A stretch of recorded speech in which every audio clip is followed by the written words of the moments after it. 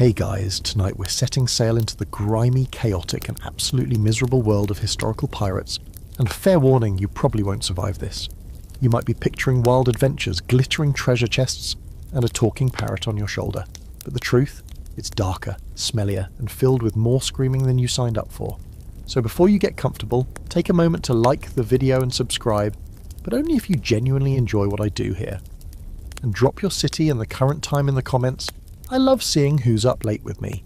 Now, dim the lights, maybe turn on a fan for that soft background hum, and let's ease into tonight's journey together. It starts with a mistake, or bad luck, or maybe just being in the wrong place when the wrong ship docks. You're probably a sailor already, working merchant routes or hauling cargo through the Caribbean. Life isn't good, but at least you've got a rhythm. But then, a shadow appears on the horizon.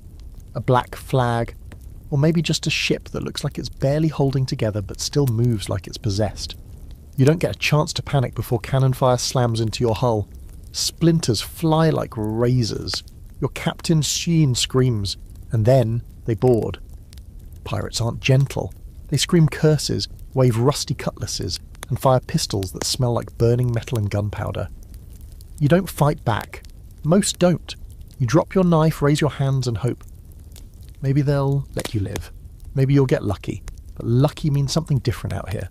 The luckiest get press-ganged, dragged onto the pirate ship, shoved below decks, and told their crew now, say goodbye to your old life. You've just been forcibly recruited into one of the most brutal jobs on Earth. They strip you of your clothes. Those belong to the pirates now. You're handed a crusty shirt, some pants that barely fit, and a pair of boots that squish when you walk. You're now part of the crew, which mostly means scrubbing decks, taking orders, and never questioning the guy with the biggest hat. Some men beg to join, hoping for gold and freedom. You didn't get that choice. You're still shaking from the attack when someone smacks you on the back and calls you green meat. It's not a compliment. Your first night aboard is miserable. The ship rocks endlessly like it's trying to fling you into the sea. You sleep on a damp board in a room that smells like mouldy bread and sweat. Someone near you is snoring so loud you think they might be dying. You're hungry, but you can't find the kitchen, because there isn't one. Just a guy called Cookie. Cookie, who boils random animal bits into something that smells like defeat. You're starting to realise this isn't an adventure. It's a trap. Historically, many pirates were forced into service this way, pressed into piracy after their ship was taken. A famous example is Captain Kidd's crew, many of whom claimed they were forced to join. Once aboard, refusing to participate wasn't much of an option. Saying no often meant being tossed overboard, or worse, and there was no polite resignation letter. The pirate life was for life, or until something sharper ended it. The pirate ship has its own rules, of course. Once you're officially in, you're expected to pull your weight, or else. There's no room for slackers or complainers. That one guy who moans too much, he's tied to the mast and whipped until his back looks like lasagna. You keep your mouth shut and your head down. You learn fast, or you suffer. And then there's the weird part. Despite the violence and chaos, pirate crews had a twisted sense of fairness. There was something called the Articles of Agreement, a kind of pirate constitution. Everyone got a share of plunder. Decisions were often made democratically. The captain could be voted out. There's like the worst job ever combined with bizarre workplace equity. Except your co-workers smell like dead fish and solve disputes with daggers. But don't get too hopeful. That share they promised you? It comes with a catch. You don't get anything until the next successful raid, and no one's promising when that will be. For now, you're just a body helping the ship limp through hostile waters, and trust me, those waters are full of things that want to kill you. Hurricanes, naval ships, other pirates. Even your own ship seems determined to fall apart beneath your feet. There's a saying aboard, the sea takes what it wants. The guy who teaches it to you is missing 2 fingers and has a tooth that whistles when he talks. You ask what happened to his fingers. Bad captain, he says, and leaves it at that. Not everything about pirate recruitment is completely agreed upon. Historians still debate just how common press-ganging was. Some believe most pirates joined voluntarily, driven by desperation or enticed by the promise of freedom and loot.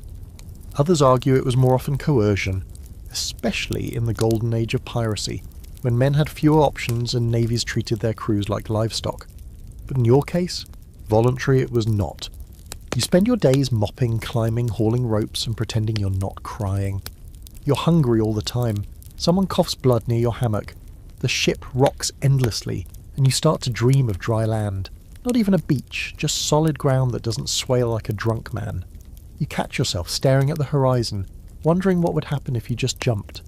It's a dangerous thought, but it won't be your last, because this is just the beginning. You're officially a pirate now, and if you think it's going to get better from here, oh, you sweet, naive little landlubber. There's a moment, maybe a few days in, where it finally hits you. You're never going home. Not really.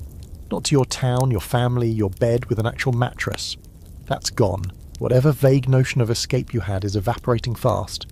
You're miles from any coast, surrounded by criminals and living in a drifting coffin. The pirate ship is your new universe now, and everything you once knew is as distant as the moon. The thing is, you hadn't realised just how attached you were to land. You miss the weirdest stuff, like walking in a straight line. Grass, birds that don't screech, the taste of fresh bread, even the sound of distant church bells, the sort of thing you used to ignore, now haunts your memory like a lullaby you can't hum right anymore.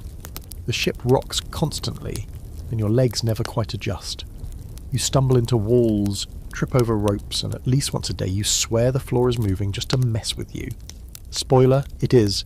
You find out quickly that privacy is a myth.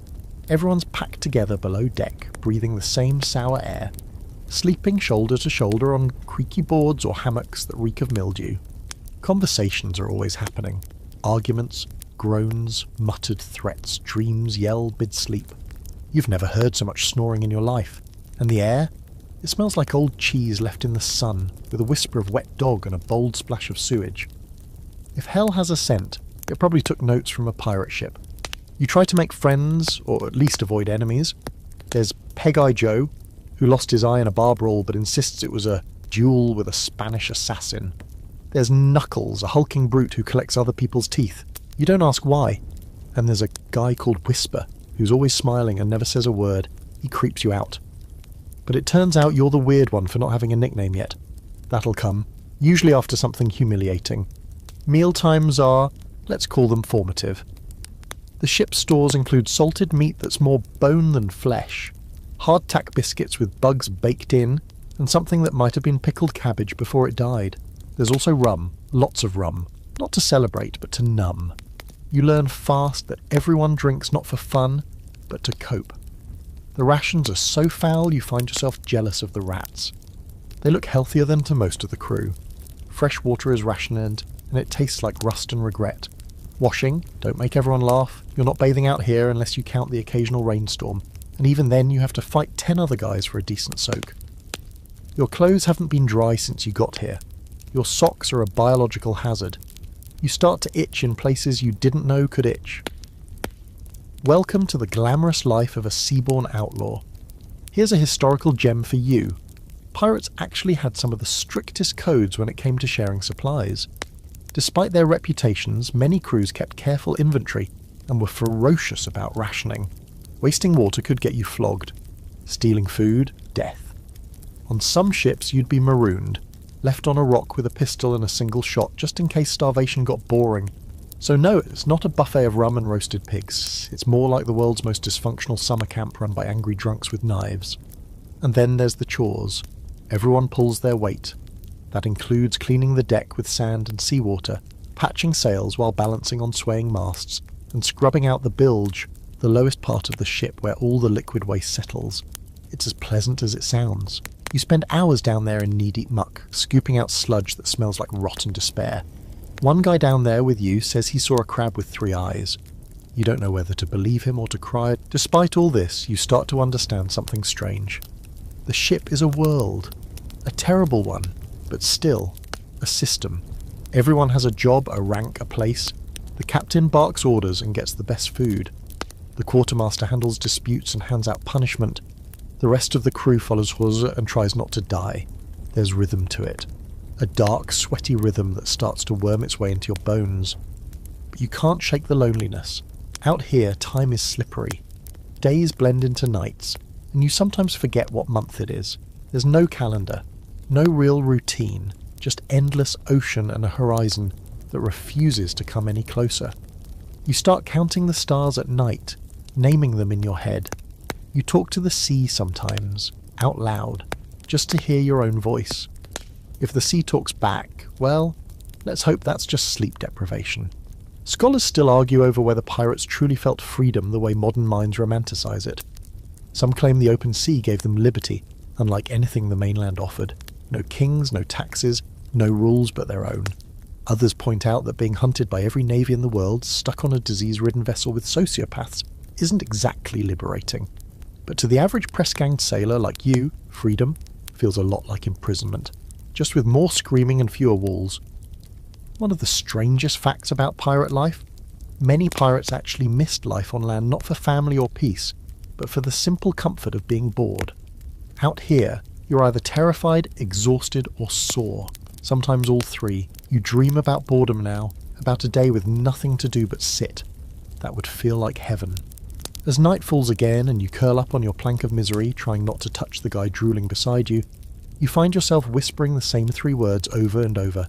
Please don't sink, because if this ship goes down, you won't last 5 minutes in the sea, and that would actually be a mercy. By your third week aboard the pirate ship, assuming you haven't been stabbed, thrown overboard, or crushed under a collapsing mast, you start to realise that the worst part of life at sea isn't the fear. It isn't even the violence, it's the food. Or what passes for food. Your body is already protesting, your stomach constantly growling like something's trying to crawl out. Every mealtime is a gamble and the house always wins. You line up with the rest of the crew, bowl in hand, hoping for something edible. What you get instead is a ladle full of brown-grey mush, with the consistency of wet ash and a smell that could knock out a goat. You don't ask what's in it. No one does. Asking questions is a fast track to being told to go lick barnacles instead. You spoon the stuff into your mouth and try not to gag. It's salty, sour and chewy in all the wrong ways. You chew on something crunchy and don't investigate.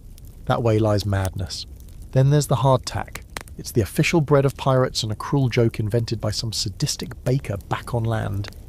These flour and water bricks have been in the barrel so long they've fossilised. You try to take a bite and nearly chip a tooth. Eventually you learn the trick. Soak it in water or rum, then suck on it until it surrenders. Except even then it comes with a special surprise. Maggots. Little white ones squirming happily inside the biscuit like it's a spa. Some guys pick them out. Most don't bother. Protein's protein, right? Fresh food is a fantasy. The fruits and vegetables vanished weeks ago. Meat is salted into near jerky and stored in barrels that smell worse than the bilge. Water is rationed so carefully that bathing with it would get you stabbed. You drink beer or watered down rum instead, which means you're constantly buzzed, mildly dehydrated, and getting scurvier by the day. Not that you know that yet. The first signs are just bleeding gums and weird bruises. The fun part comes later. To make things extra festive, you've got a cook named Blacktooth who seems to take personal pride in making everything taste like regret. He's missing most of his teeth, including the ones in the back that make chewing possible.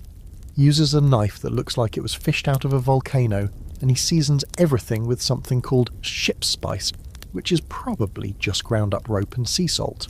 He grunts at you if you ask for seconds, and he'll throw a ladle at your head if you criticise his stew. It still might be the most stable relationship on the ship. Pirates historically had a very real problem with nutrition. Their diet was severely lacking in vitamins, especially vitamin C. Scurvy was practically a rite of passage. Sailors' gums would swell and bleed, teeth fell out, joints ached, and wounds refused to heal. In advanced cases, the flesh on their legs would blacken and rot. And yet many crews didn't even know what caused it. Some blamed sea air, others thought it was punishment from God. You just know that your teeth feel weird and your gums itch. That can't be good. And then there's the booze. Grog, they call it. It's a mix of water, rum, and sometimes citrus if you're really lucky. Spoiler, you're not. The purpose of grog is less about enjoyment and more about killing off the bacteria in the water. It does the job. It also gets people drunk enough to forget how miserable they are, which is apparently an unofficial survival strategy. The downside is that everyone is slightly tipsy all the time, which makes climbing rigging in high winds, let's say, eventful. You find yourself craving strange things. Apples, fresh bread, cheese. You dream about cheese, not even fancy cheese, just a sad little wedge of anything that didn't come out of a barrel. One guy starts talking in his sleep about buttered toast. You cry a little listening to him. Butter. What even is butter anymore? Did it ever really exist, or was it just a dream someone wrote down? Food fights aren't playful here. They're desperate. Someone gets caught hoarding dried fruit and he ends up getting locked in the brig for a week. You didn't even know the ship had a brig. It's basically a cupboard that leaks, and the rats there have tattoos. The thief comes out thin, twitchy, and missing half an eyebrow. No one talks about it. But everyone glances at the food barrels a little more suspiciously after that. There's a strange psychological shift that happens after enough bad meals. You stop seeing food as food. It becomes fuel, a grim necessity. You eat what you must and try not to taste it. You chew without enthusiasm, like someone clocking in for a shift they hate. The joy gets sucked out of it, replaced with calculation. Will this make me sick? Will I regret this? Can I keep it down? Now here's a fun fringe fact. Some pirates believed that eating rats could stave off starvation, and sometimes scurvy. Rats, after all, ate anything, including spoiled fruit that still had traces of vitamin C. So yes, eating a rat could technically be healthy. There are stories, possibly exaggerated, of crews chasing rats around the hold like it was sport. On really desperate voyages, they'd be considered a delicacy. You haven't seen anyone eat a rat yet, but you've definitely seen some people eyeing them a little too long. As if the food itself wasn't cruel enough, the preparation methods are also delightfully medieval. There's no stove, just a firebox set on bricks in the galley, when it's safe enough to use fire at all. On stormy days, you're stuck with cold hardtack and sour beer. On good days, you might get boiled fish, but good luck finding the fish that doesn't taste like seawater and sadness. Scholars still argue about how much pirate crews actually suffered from malnutrition, versus how much was exaggerated in sailor legends. Some accounts mention thriving crews full of healthy, bronzed rogues as feasting on fresh seafood. Others describe them as skeletal wrecks, with bloated limbs and sunken eyes. The truth probably lies somewhere in the middle, though right now you're definitely leaning towards skeletal wreck territory. And the irony: despite all this misery, pirates had it slightly better than Navy sailors. Royal Navy ships rationed even more tightly, and punishments were harsher. On a pirate ship you might starve, but at least you can complain about it without getting whipped. Not that it helps. Tonight, you lie awake in the dark, your stomach doing gymnastics, trying to recall what a pear tastes like. Was it sweet? Juicy? Did it even exist, or are you imagining it? Someone nearby farts in their sleep. Another groans. You think about rats. You try not to think about rats, and once again you whisper into the dark, please don't sink. At first, you thought the worst part of this floating nightmare would be the food, or maybe the constant threat of death by cannonball, but no, you were wrong. So deeply, horribly wrong. Because now your gums are bleeding, your breath smells like an open grave, and the left side of your jaw is pulsing like it's drumming out Morse code for kill me. You've got a toothache. And out here, that's basically a death sentence wearing a smile. There are no dentists on a pirate ship. No sterile tools, no reclining chairs with cheerful little bibs. What you do have is a guy named Gristle, who once helped yank a molar out of someone's skull during the storm using nothing but a rusted hook and a bottle of rum. He's now considered the ship's surgeon. Congratulations, you're in his care. He doesn't even ask what's wrong, he just squints at your face, mutters "rots deep," and starts warming a pair of iron tongs over a candle. You try to run, he grabs you by the collar and shoves you into a barrel to sit. You're given a stick to bite down on and a small slug of rum, which does absolutely nothing except make you feel like puking and panicking at the same time. The crew gathers around like it's a puppet show. You scream before the tongs even touch you. Gristle isn't gentle. He yanks, twists, then yells, "Hold him!" when you flail. There's a crunch, a pop, and then pain so white-hot it feels like lightning got lodged in your skull. Tooth problems were absurdly common at sea. All that hardtack and no real hygiene meant pirates' mouths were rotting disasters. Cavities festered, gums swelled, infections spread. There are journals from the time describing black mouths and jawworms, which sound made up but sadly aren't. The standard solution? Yank it out and hope for the best. Anesthesia, if it existed, was usually just rum and pressure applied to your chest so you didn't flail too hard. Occasionally people died from shock or blood loss. You're lucky you only passed out for a bit and woke up with one less tooth and the taste of iron in your throat. But that's just the appetizer. The real horror comes a few days later when the fever sets in. You're shaking, soaked in sweat, and your jaw has ballooned into a grotesque lump. The infection didn't leave, it just went deeper. Now it's creeping toward your brain, whispering sweet nothings of death and delirium. Someone says it might be blood poisoning. Someone else says you're cursed. No one offers an actual cure. You lie in your hammock, mouth swollen, drooling and muttering to yourself. And honestly, you're kind of impressed you made it this far. If it's not the teeth that get you, it'll be the limbs. See, pirate life is physically brutal. Every day you're pulling ropes, climbing rigging, lifting barrels and swinging onto decks during raids. All that action means injuries. And out here, injuries turn ugly fast. A twisted ankle, good luck walking, a splinter in the wrong place, that could fester into an abscess the size of a crab. And then there's the big one, amputation. Lose a finger or a hand and you're still considered lucky. Lose a leg and now you've got a nickname and a permanent limp, assuming you live through the sawing. You get your first amputation show 2 weeks later. A cannon misfires during a practice drill and blasts a guy's arm into spaghetti. He doesn't scream at first, just stares at the dangling mass of bone and flesh like it betrayed him.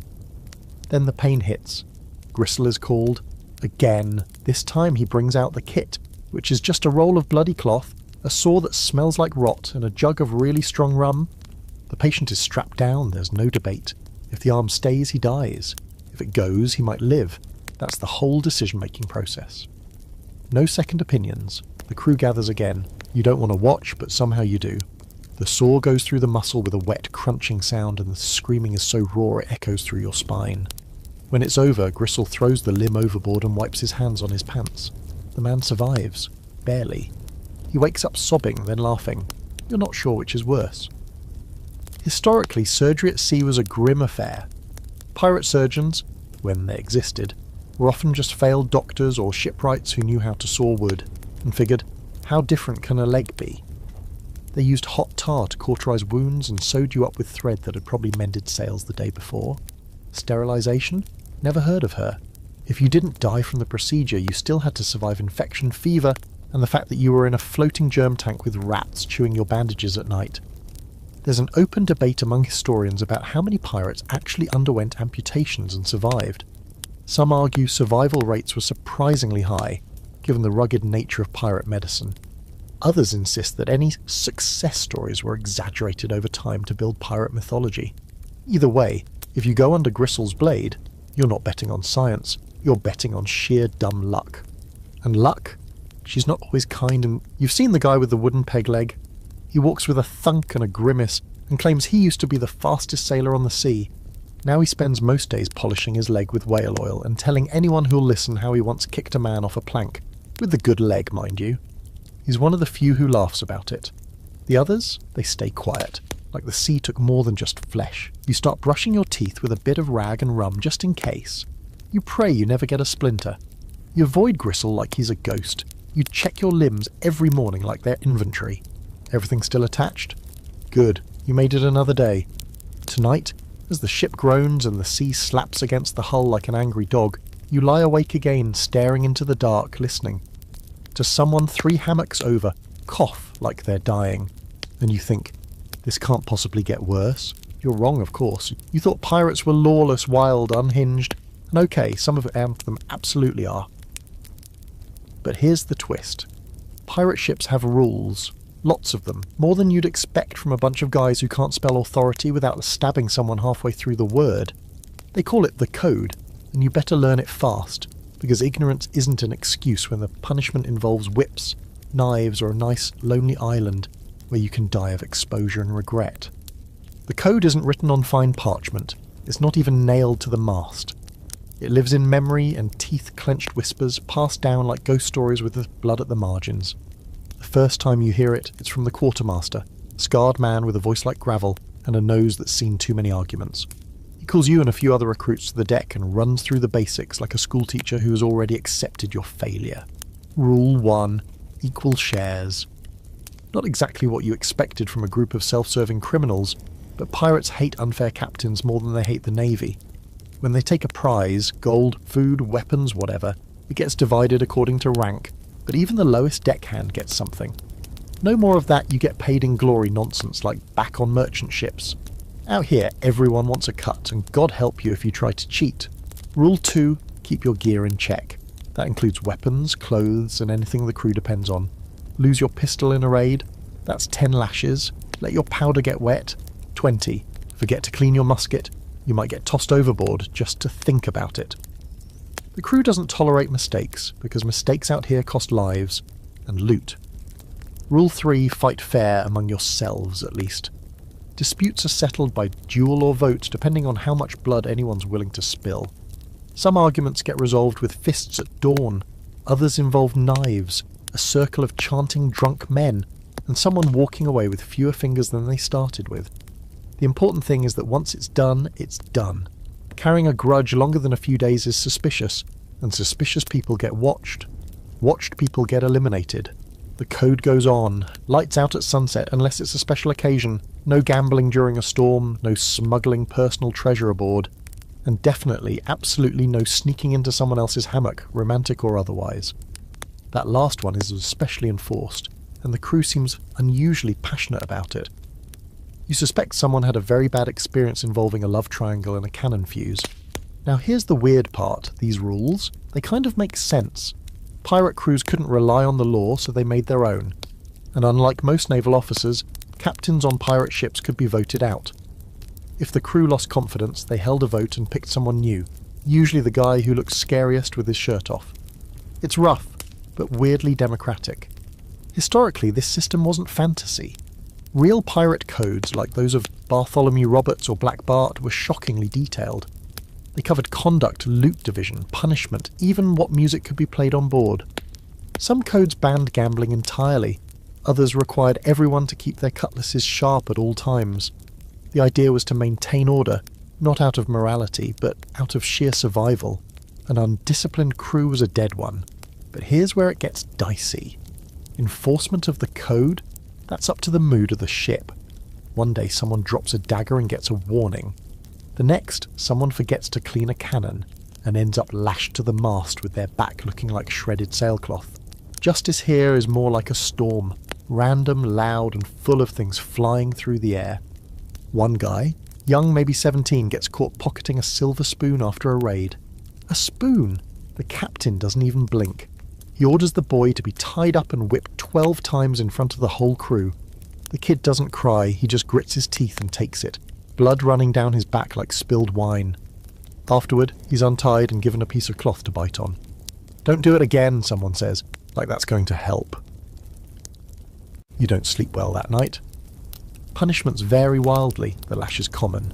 Flogging leaves scars that never fade and sometimes kills, but there are worse fates.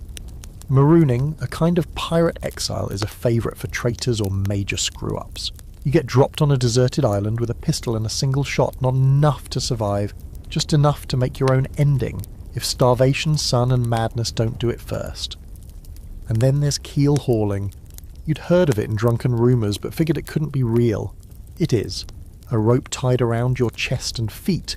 You're thrown into the water and dragged under the ship's hull. Barnacles rip skin, water fills your lungs. If you come up at all, it's as a screaming, shredded version of yourself. If you don't, well, you become one with the sea. Luckily it's rare. Even pirates think it's a bit much. Some historians debate whether these punishments were as frequent as the legends say. Keel hauling, for instance, might have been more of a naval thing than a pirate tradition, and marooning, while well documented, may have happened less often than the stories suggest. What's certain is that pirate crews enforced their codes fiercely, partly for control, partly out of paranoia. Trust was everything, and once it cracked, the consequences were brutal. One of the more fringe details you learn is about articles' tattoos. Some pirates actually had parts of the code inked onto their bodies, especially the rules about shares and fairness. It wasn't just for show. If someone died in battle, their tattooed rules could help settle disputes over loot, or at least give someone something to read while looting the corpse. You don't have any tattoos yet, but you're starting to think maybe one wouldn't hurt. Just something small. Maybe, don't steal spoons!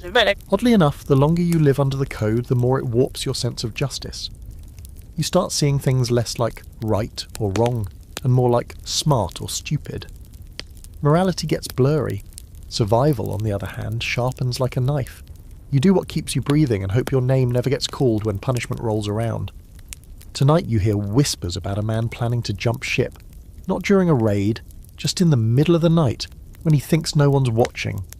He's sick of the code, sick of the food, sick of the noise. You don't know if he'll do it, but you lie awake anyway, wondering what happens if he does. Would they chase him down? Would they shoot him as he swam? Or worse, would they let him go and pretend he never existed? Either way, you're starting to realise, out here, freedom is just another word for following very specific rules or dying horribly. And tomorrow, there will be more rules to learn, and more people failing to follow them. You wake up to screaming. Not panicked, not terrified, more like two drunks arguing about whose turn it is to shovel filth out of the bilge. It's still dark, probably just before dawn, and the air below deck is thick with sweat, old grog, and the unmistakable sour tang of unwashed bodies. You roll over and nearly tumble straight into a puddle of what you hope is spilled rum. Another day in paradise. There's no privacy on a pirate ship, none. Everyone sleeps, eats, pukes, and argues in the same cramped space.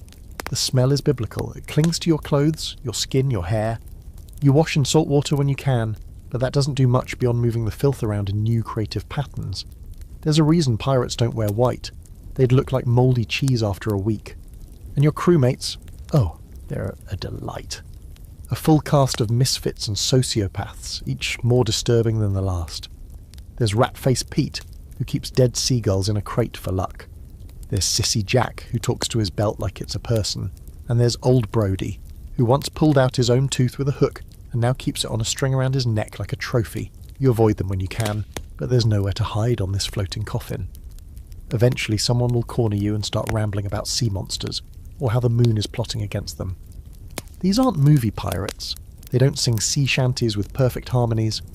They wheeze, they bicker. They cough blood and argue over dice games made up on the spot. Many of them are criminals who are too awful even for land. Murderers, deserters and drunks who got kicked off other ships. And now they're your co-workers. Your very armed, very unstable co-workers. One night you hear a thud in the dark. A fight over a missing knife. Someone ends up with a broken nose. The next morning it's like nothing happened. Except the blood's still on the floor and one guy's now missing half an eyebrow. Conflict is constant. Fights break out over stolen rations, cheating at cards, someone snoring too loud. You learn to sleep with your boots on and your knife under your hammock. Not that it would help much. Historically, pirate crews were a mixed bag of humanity's worst impulses. You would get ex-Navy men, escaped slaves, failed farmers, and thieves from every continent. Ships like Blackbeard's Queen Anne's Revenge were said to be floating Tower of Babels, with up to a dozen nationalities crammed into one rotting hull. Communication was mostly shouting and gestures, with a bit of shared profanity thrown in. If someone didn't like you, they didn't bother with gossip, they just made sure you slipped on the wet deck during the next storm. Yet somehow, despite all the madness, the crew functions. They sail the ship, they prepare for raids, they haul supplies, load cannons, and keep the ship moving. It's not order, it's survival instinct. Everyone knows that if the crew collapses, the ship sinks, so the rage and chaos get channeled into a strange sort of rhythm. You grow used to the screaming, the sudden bursts of violence, and the silent, grim camaraderie that follows. You may not like each other, but you all want to stay alive, barely. Here's something extra weird. Some pirates actually preferred life at sea because of this chaos. They liked that nobody asked about your past, that you could be a nobody one day, and the guy leading a raid the next. If you were tough, ruthless and loud, you earned respect, regardless of where you came from. There were even cases of black and indigenous pirates being treated as equals, at least more equally than on any land-bound society at the time. Not out of kindness, mind you, but practicality. Everyone pulls rope the same way when you're trying not to die. Still, there's a fringe belief among some sailors that the ship chooses who stays, that it eats the weak and keeps the wicked. A man who can't hold his liquor, who pukes at the sight of blood, who cries during storms. He's not long for this world. The sea wants hard men, or at least ones who can fake it. And some nights, lying in your damp hammock listening to someone cough their lungs out across the room, you wonder which one you are. One day you get paired with someone on deck duty, a guy called Elias. He's quiet, probably too smart for this life. He shows you how to tie a proper bowline, and how to judge wind shifts by watching the sails flutter. He smells like old salt and bad choices, but he doesn't talk to his shoes or carry seagull bones, so you latch on. It's the closest thing to friendship you've found here. Elias tells you stories. About a ship that went mad and sailed in circles until the crew starved. About a ghostly vessel that sails only in moonlight and sinks anything it touches. You don't know if he's lying or just trying to scare you, but his voice is calm and low, and you don't mind listening. He tells you the only way to survive is to be useful and be invisible. Not too good, not too lazy, just there.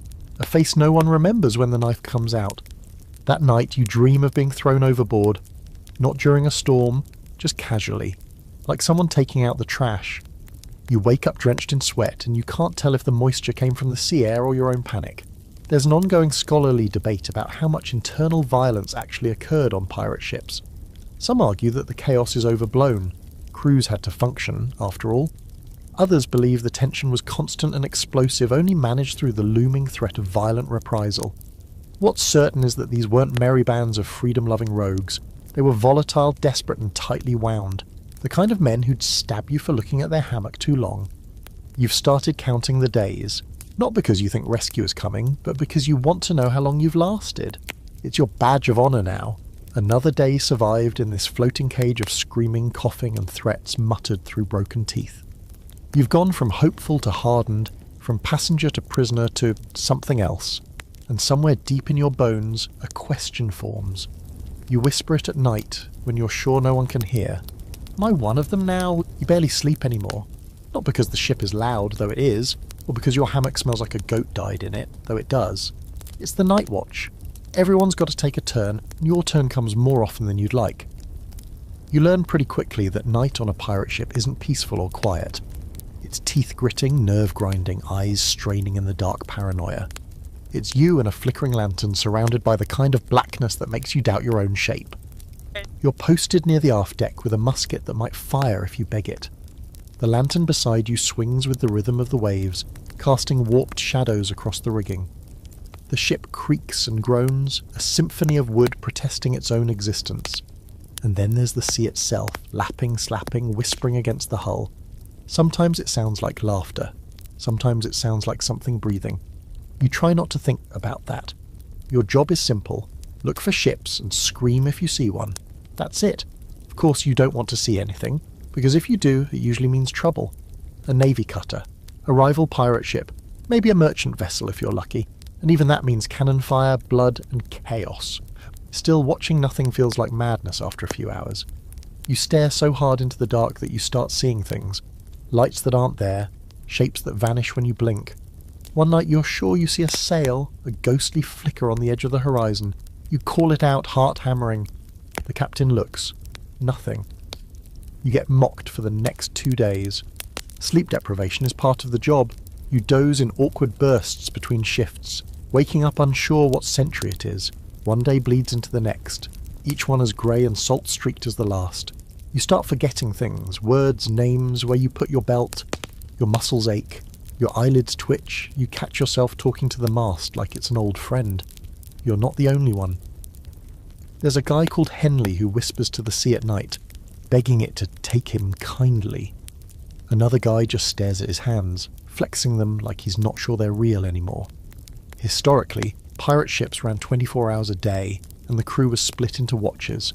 The night watch was grueling, not just for the physical strain, but the psychological toll.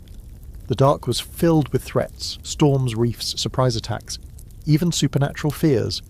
Pirates, like many seamen of the era, were deeply superstitious. Bad omens could be anything from a red sunrise to a bird landing on the mast. You learn these superstitions fast. You have to. The crew believes in them like gospel, and breaking one is a fast way to get yourself hated. Or worse. Case in point, one night a bird lands on the bowsprit. A black seabird slick with rain. It just sits there, staring. No one wants to touch it. Bad luck, says Whisper, who never speaks, except apparently to say that. The captain orders it shot. The bird exposed into feathers and blood, and for a moment, everyone relaxes. That is, until the storm hits. A freak squall, lashing rain, howling wind, sails snapping like whips. You spend 6 hours soaked, frozen, clinging to ropes that could yank you into the abyss. No one says it, but you all think the same thing. The bird cursed us. You don't even question it anymore. Sleep deprivation takes a toll in strange ways. One night you hallucinate. You see your childhood home, clear as day, floating just off the starboard side. You smell fresh bread, hear your mother calling your name, and you reach out and almost step off the ship. Someone yanks you back. No one says anything. Hallucinations aren't rare out here. They're just not talked about. A few of the older pirates admit they've seen mermaids. Not the pretty kind. These ones have bloated, dead faces and nails like fish hooks. One swears he kissed one once. He has no lips now. You don't ask for details. There's debate among historians about just how frequent hallucinations were among pirates and sailors. Some accounts describe vivid shared visions. Others dismiss them as exaggerations from sailors desperate to make their stories more exciting. But given the mix of bad nutrition, lack of sleep, constant fear, and potent rum, it's a wonder more pirates didn't completely lose it. Out here, reality gets slippery. And when you're alone with nothing but sea and stars, your brain fills in the blanks with whatever nightmares it can dig up. You start to understand why pirates believe in monsters, because something about the sea feels alive. It moves under you, whispers around you, punishes you without warning. You stare into it long enough and it stares back. Elias tells you about the sea eyes, a feeling that the ocean is watching. Sometimes, he says, it looks up at you and decides whether you're worth keeping. You laugh, then you realise he's not joking. One night you're paired with Elias again. The two of you sit side by side, passing a bottle of grog and pretending not to be scared. He tells you about a time he saw a green light on the water, just a flash, and then a sailor next to him was gone. No splash, no scream, just gone. Sometimes the sea takes one, he says, so it doesn't have to take all. You shiver, and it's not from the cold. You wish for sleep, but when it comes, it's not kind. You dream of sinking, gasping, clawing, screaming, of your body tumbling through black water while things slither past your ears. You wake up gasping, your hands gripping the hammock like you're still drowning. Someone nearby farts. The spell breaks, but the terror lingers. The night watch becomes a part of you. Your eyes adjust to the dark. Your hearing sharpens. You can tell who's sneaking grog from 10 feet away. You can tell when the weather's about to shift just by the tone of the creaking wood. You become, in a strange way, a creature of the night. Always alert, never rested, half real, half bull. Ghost. One of the more fringe facts you pick up is that some pirates believed their souls were tied to the stars, that if they died at sea, their spirit would rise and become part of the night sky. It's a comforting idea in a bleak, haunted sort of way. You start to look at the stars differently, not just as points of light, but maybe as people who'd had enough. Maybe someday you'll be up there too, just a pinprick of light over a cold, endless sea. But for now, you're still here, still watching, still blinking into the black, praying that you see nothing at all. Morning hits like a slap. You're only halfway through a restless nap when someone yells, "All hands!" and the deck becomes a stampede.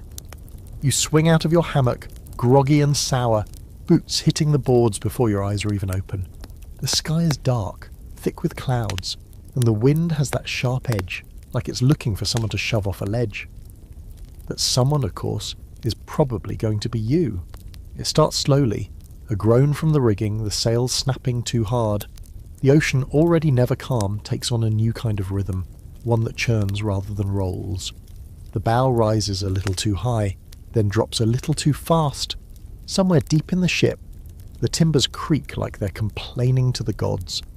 That's when the rain begins.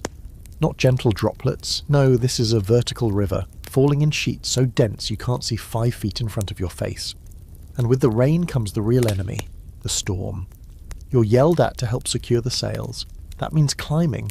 That means clinging to ropes slick with rain and salt while the ship bucks like a furious animal. Wind howls in your ears, your hands bleed from the lines, and your boots slide against every rung of the rigging. The sea throws spray across the deck like it's trying to scrub the crew away.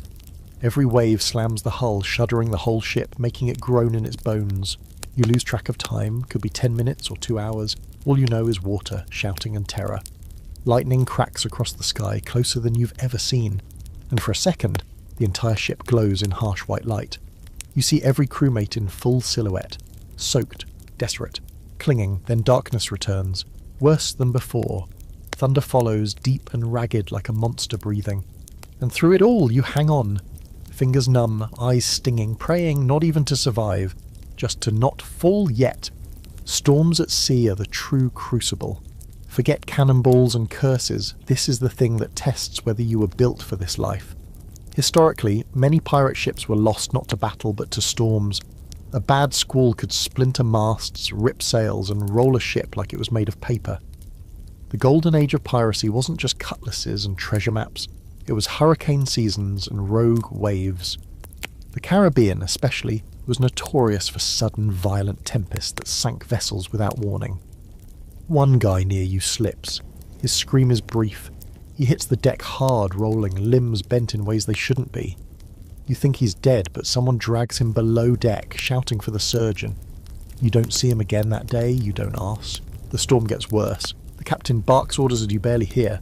The quartermaster ties himself to the wheel. You see Elias shouting something, pointing, then vanish behind a curtain of water.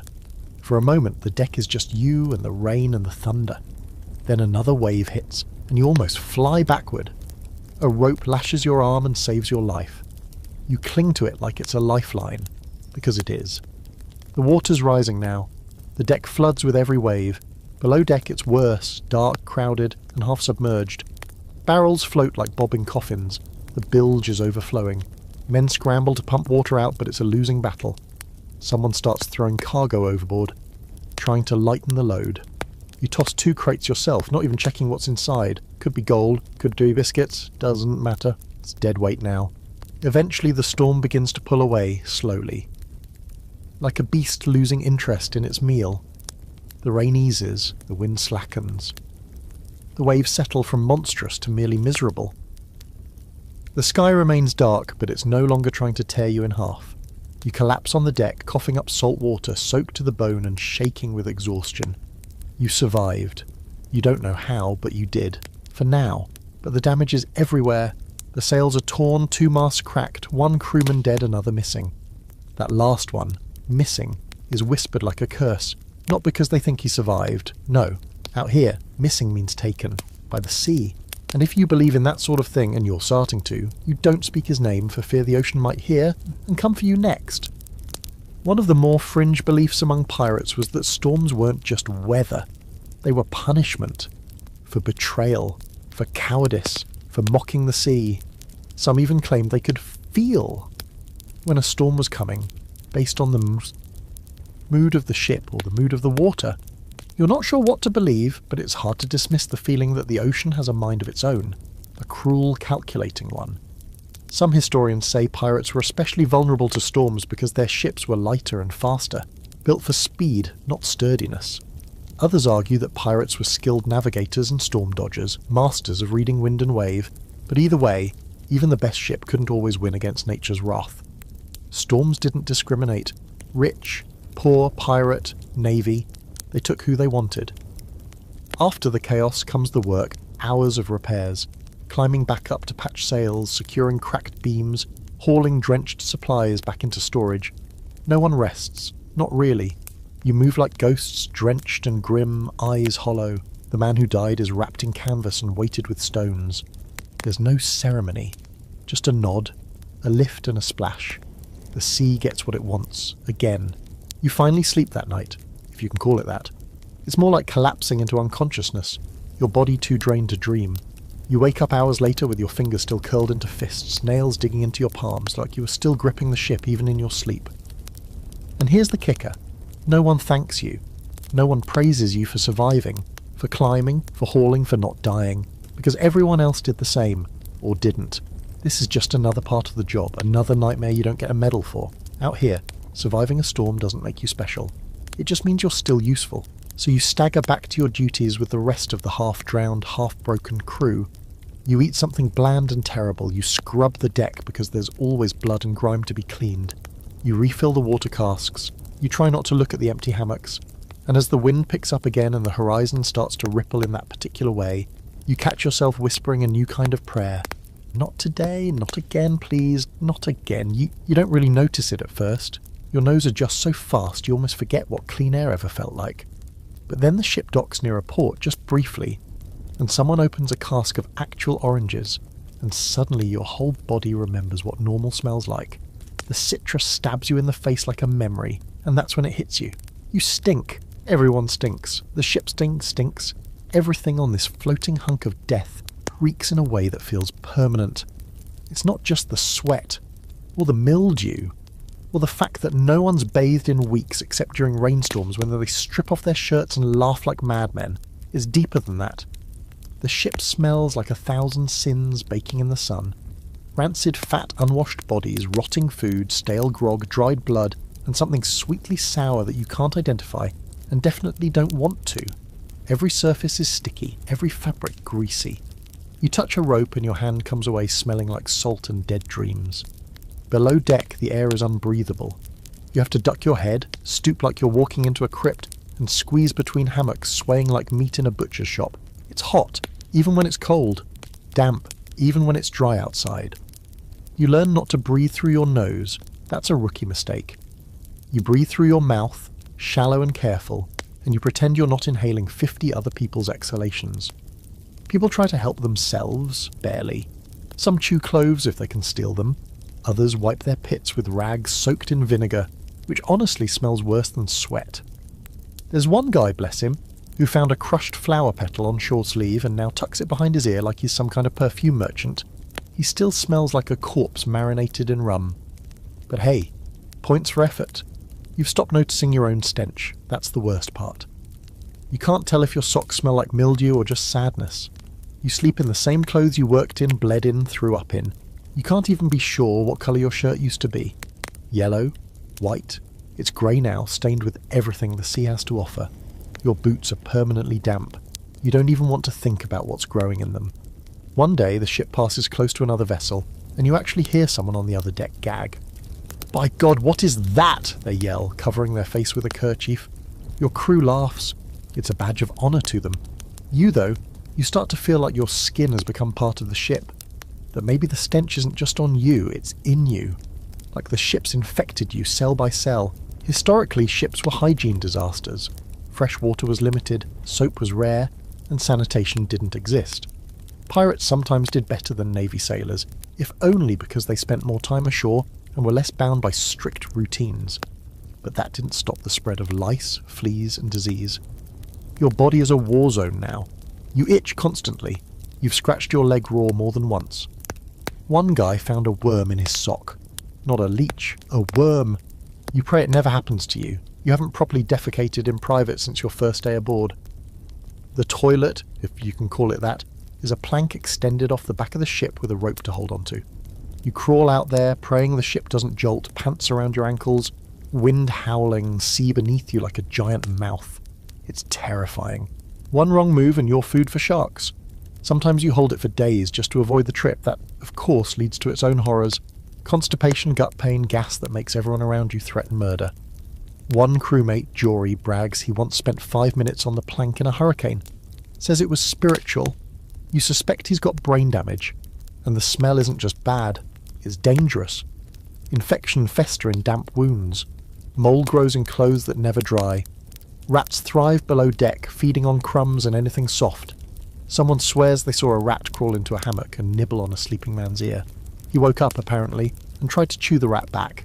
You can't verify that story, but nothing would surprise you at this point. Fringe fact for you, there are recorded tales of ships being so rank that ports refused them entry. In the Caribbean, some port authorities demanded bribes just to let pirate vessels dock, partly because of their notorious reputations and partly because of their unbearable stench. You always thought that was exaggeration. Now you know better. You wouldn't let yourself into port if you were in charge. There's a scholarly debate over whether pirates had better hygiene than the average Navy crew. Some argue they did. Less formality meant more frequent dips in the ocean, more access to fresh water from stolen supplies. Others say it's wishful thinking. Life at sea was disgusting, period. And pirates weren't exempt. They just might have had more fun while rotting alive. And here's the grossest part. Sometimes the smell saves your life. You can sniff out infection before it hits hard. You recognise the rank musk of fevered sweat, the metallic tang of blood from a fresh wound, the sour milk reek of pus. You know when someone's dying by the way the air thickens around them. Your nose becomes a survival tool. Horrifying, yes, but useful. You find yourself fantasising about just at a bar of it, maybe 2. You imagine scrubbing your scalp until your fingernails come away clean. You imagine stepping into a bath so hot your skin turns red and coming out smelling like something other than despair. One day, a crewmate finds a bar of soap hidden in a crate from a recent raid. He holds it up like a relic from a lost civilization. Then, in full view of the crew, he eats it. Thought it was cheese, he says. No one even flinches. Tonight, as the wind shifts and the smell of bilge and sweat wafts through the narrow passage where you sleep, you lie with your arm over your face, trying not to breathe too deeply. Someone farts 2 hammocks over. Someone else coughs a thick, phlegmy cough. The guy next to you mumbles in his sleep, "Please don't rot yet," over and over. And you think, I'd trade all the gold in the Caribbean for a clean shirt, dry boots, and 15 minutes in a bath. You know you'll get none of those, but still, you hope. You'd think the worst part of pirate combat would be the fear, the panic, the yelling, the chaos. And yeah, that's all bad. But what really gets you is the confusion.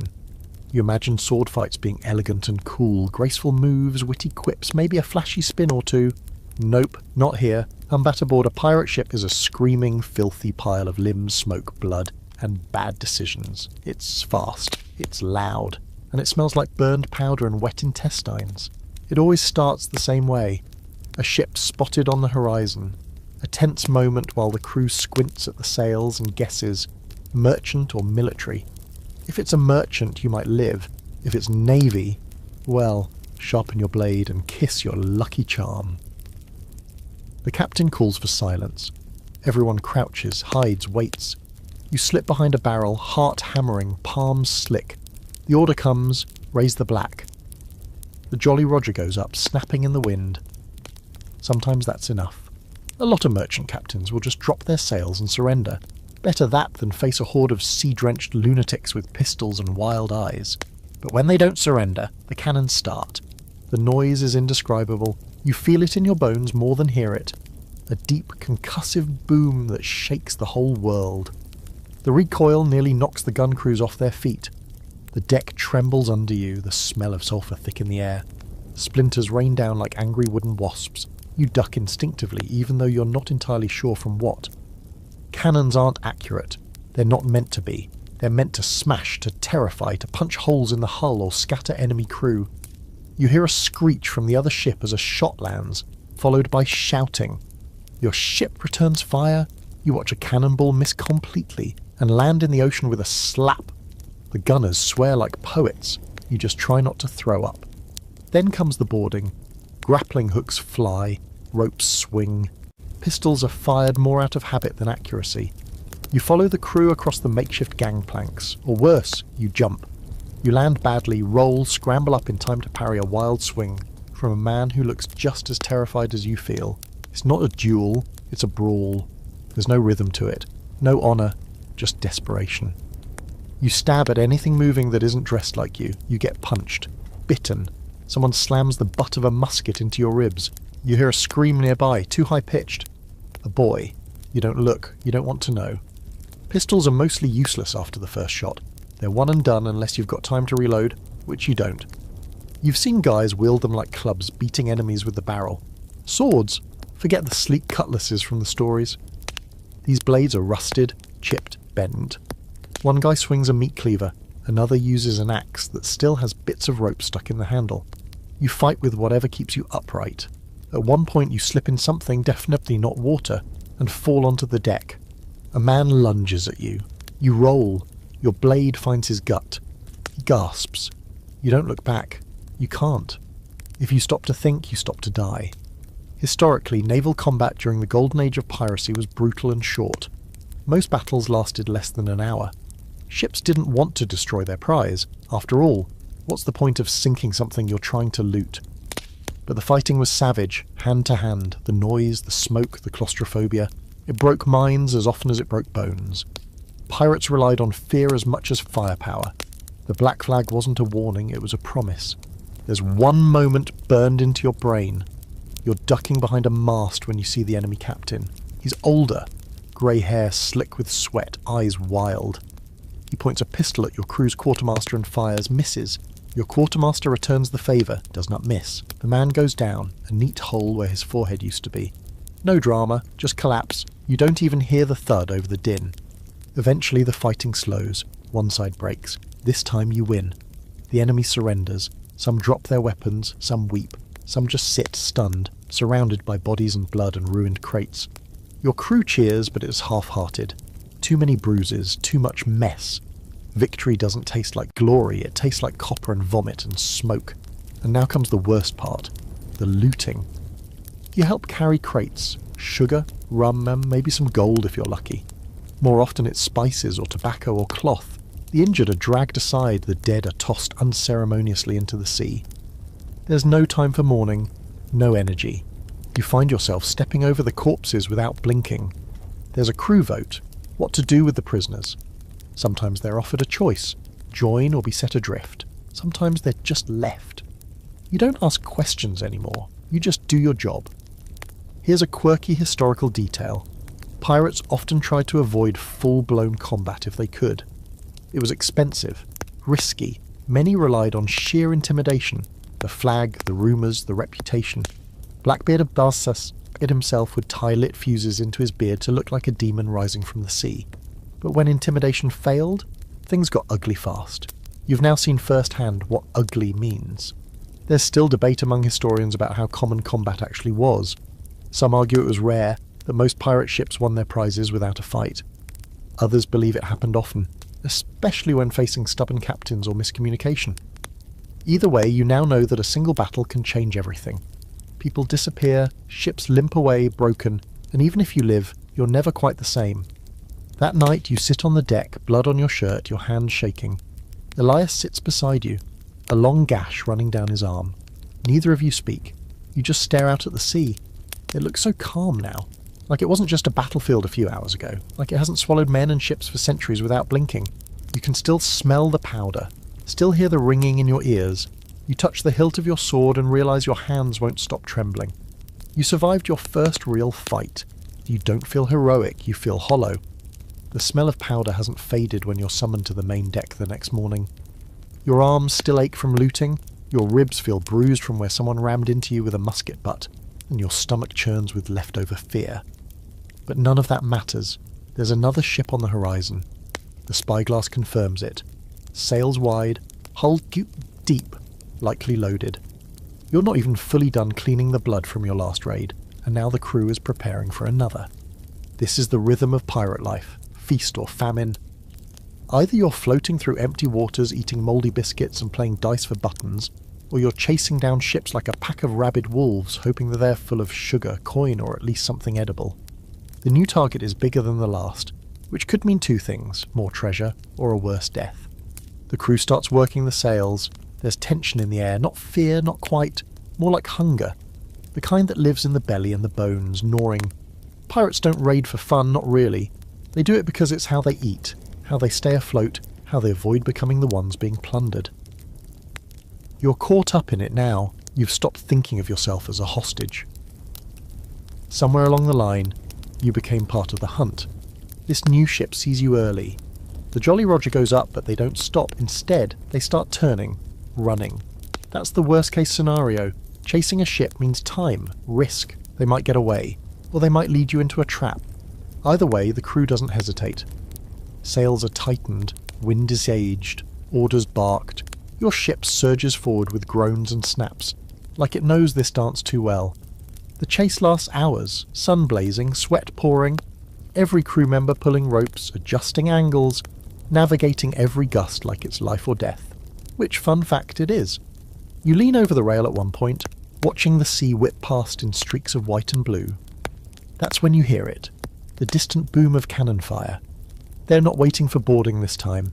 They want to scare you off. You don't scare that easily anymore. Your ship returns fire, but the rangers pour. The cannonballs splash into the water, geysers of salt and noise. Eventually, the enemy gets close enough to see the whites of their eyes, panic-wide, darting. It's another merchant vessel, poorly armed, desperate, and this time they fight. The boarding is less chaos and more bloodbath. They know they're cornered. You know they've got cargo worth protecting.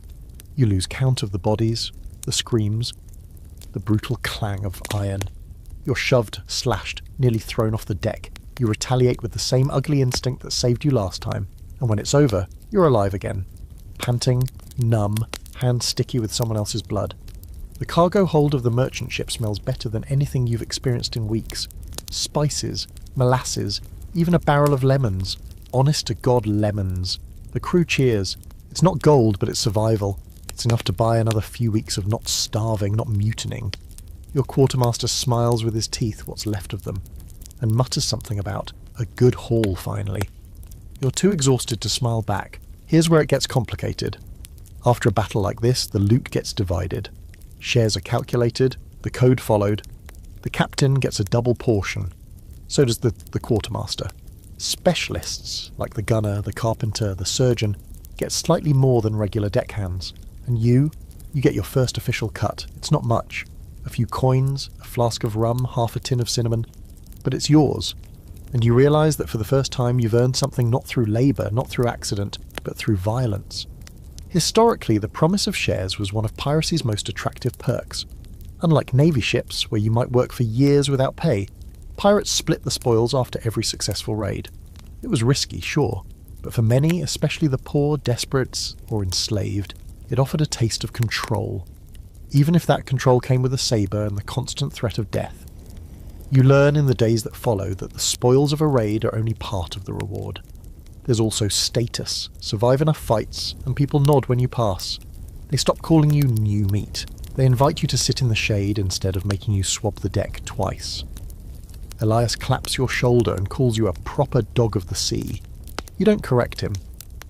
But the flip side of success?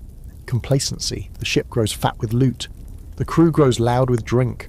Fights break out over stupid things. Whose hammock is whose? Who stole whose dried figs? You spot one man threatening another over a spoon. A spoon? The energy shifts from grateful to greedy, and you start hearing whispers. Not about enemies, but about each other. You catch wind of a plot. Maybe not serious, but loud enough to reach the captain's ears.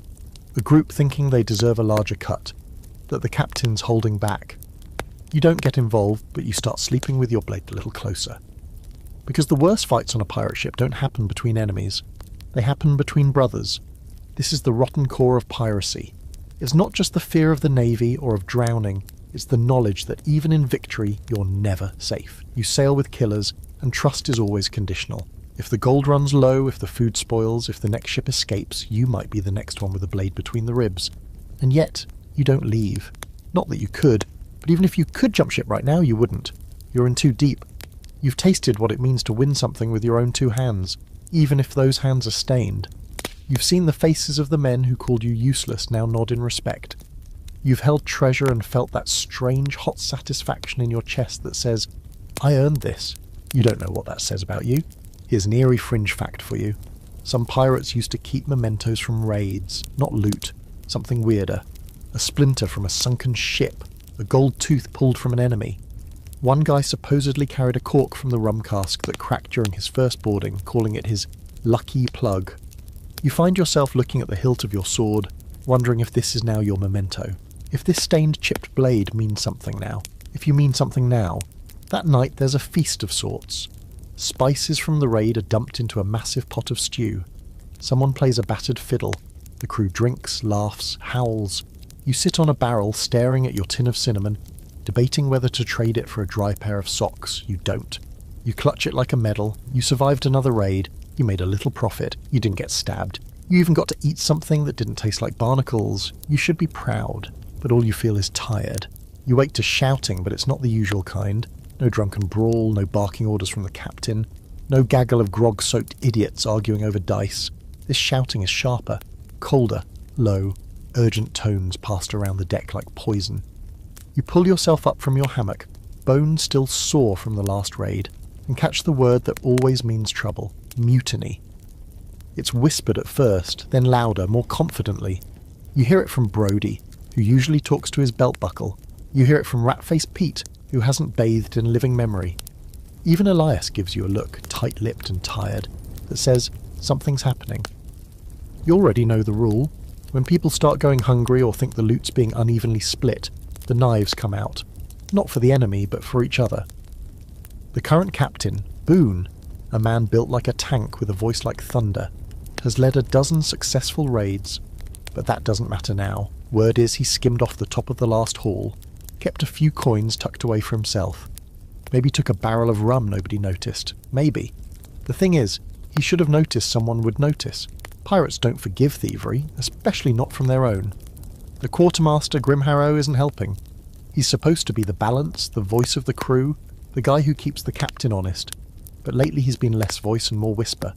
Rumour says he's in on the theft. Or worse, planning a betrayal of his own. Whether it's true doesn't matter. Once the seed's planted, it spreads. And on a pirate ship, trust is worth less than dry socks. Historically, mutinies weren't rare in pirate life. You might think pirates were all about chaos and anarchy, but in truth, their ships ran on a delicate, violent democracy. If the captain lost the confidence of the crew, he could be voted out or thrown overboard. Sometimes they just marooned him on the nearest spit of sand with a bottle and a single bullet. Other times they let the sea decide. Boone might be next. You don't want to pick a side, not because you're noble, you're just tired. But staying neutral on a ship where everyone is armed is like swimming with sharks and hoping that they respect your boundaries. So you listen, you watch, you fake interest in every conversation. You nod when someone complains about the captain, but you don't agree. You laugh when someone jokes about accidental drownings, but not too hard. You keep your hands clean, or at least clean enough. One night you're summoned to a quiet meeting below deck. A group of 10, maybe 15 gathered near the powder room. Elias is there. So is Sissy Jack, sharpening a blade while smiling at the floor. A man named Crimp does most of the talking, says the captain's lost his edge. Says it's time for new blood. Says the next ship you take could be yours if you just back the right crew. You stay quiet. Crimp looks at you, waiting. You nod, you lie. It's safer that way. The air changes the next day. Everyone moves a little faster, grips their blades a little tighter. The captain barks an order and no one jumps to follow. His eyes narrow. He knows. They always know. You wonder if he'll strike first. History's full of captains who got wind of mutiny and cracked down early. Hard. Blood on the deck, public beatings, executions without trial. Sometimes it works, sometimes it just pushes the crew to snap faster. But Boone, he does something unexpected. He calls a meeting. The whole crew gathers on deck. The sun is high, the air thick with tension and sweat. Boone steps up to the helm. He doesn't raise his voice, he doesn't threaten, he just speaks. He reminds the crew of their victories, of the treasure in the hold, of the Navy's ships you've outrun. He admits mistakes, too much rum taken, maybe a few coins gone missing. He swears it wasn't for greed, just poor judgment. He says you'll vote, no punishments, no blood. It's so calm, so unpirate that no one knows what to do. You vote. A scrap of cloth tossed into a barrel, black for keeping Boone, red for replacing him. You choose black, not because you like him, because you hate Crimp more. When the votes are counted, Boone wins, barely. Grimharrow smirks like he already knew. Crimp? He says nothing, just nods and walks away. But the next morning, Crimp's gone. Disappeared. No note, no witnesses, no splash in the night. Just gone. Some say he jumped. Others say Boone had him disappear. Elias doesn't say anything, just cleans his blade a little more thoroughly than usual. And so things return to normal. But now every smile feels sharp. Every laugh has an edge. The crew is quieter, more watchful. The code still stands, but you've seen its limits. Democracy works here, but only until someone gets nervous, or ambitious, or bored. And you're learning fast that survival isn't about strength or speed. It's about knowing when to speak and when to vanish. There's an old superstition among pirates that you hear whispered now and then. Don't sleep near the ladder. It means you don't want to be the first one grabbed if someone needs a scapegoat in the night. You move your hammock the next evening, just in case. There's scholarly debate over how often pirate captains were deposed. Some claim it was rare. Most captains were too feared or respected to be challenged. Others point to accounts like those of Charles Vane, ousted by his own men for being reckless, or Edward England voted out for being too kind. The truth likely depends on the mood of the crew, the size of the loot, and the wind on a given Tuesday. As for you, you survived the mutiny that wasn't.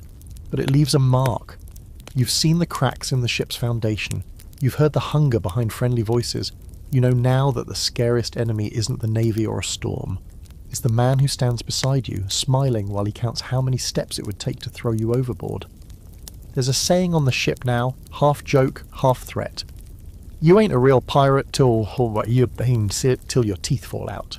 You hear it the first time when someone spits blood into a barrel, his gums looking like chewed velvet.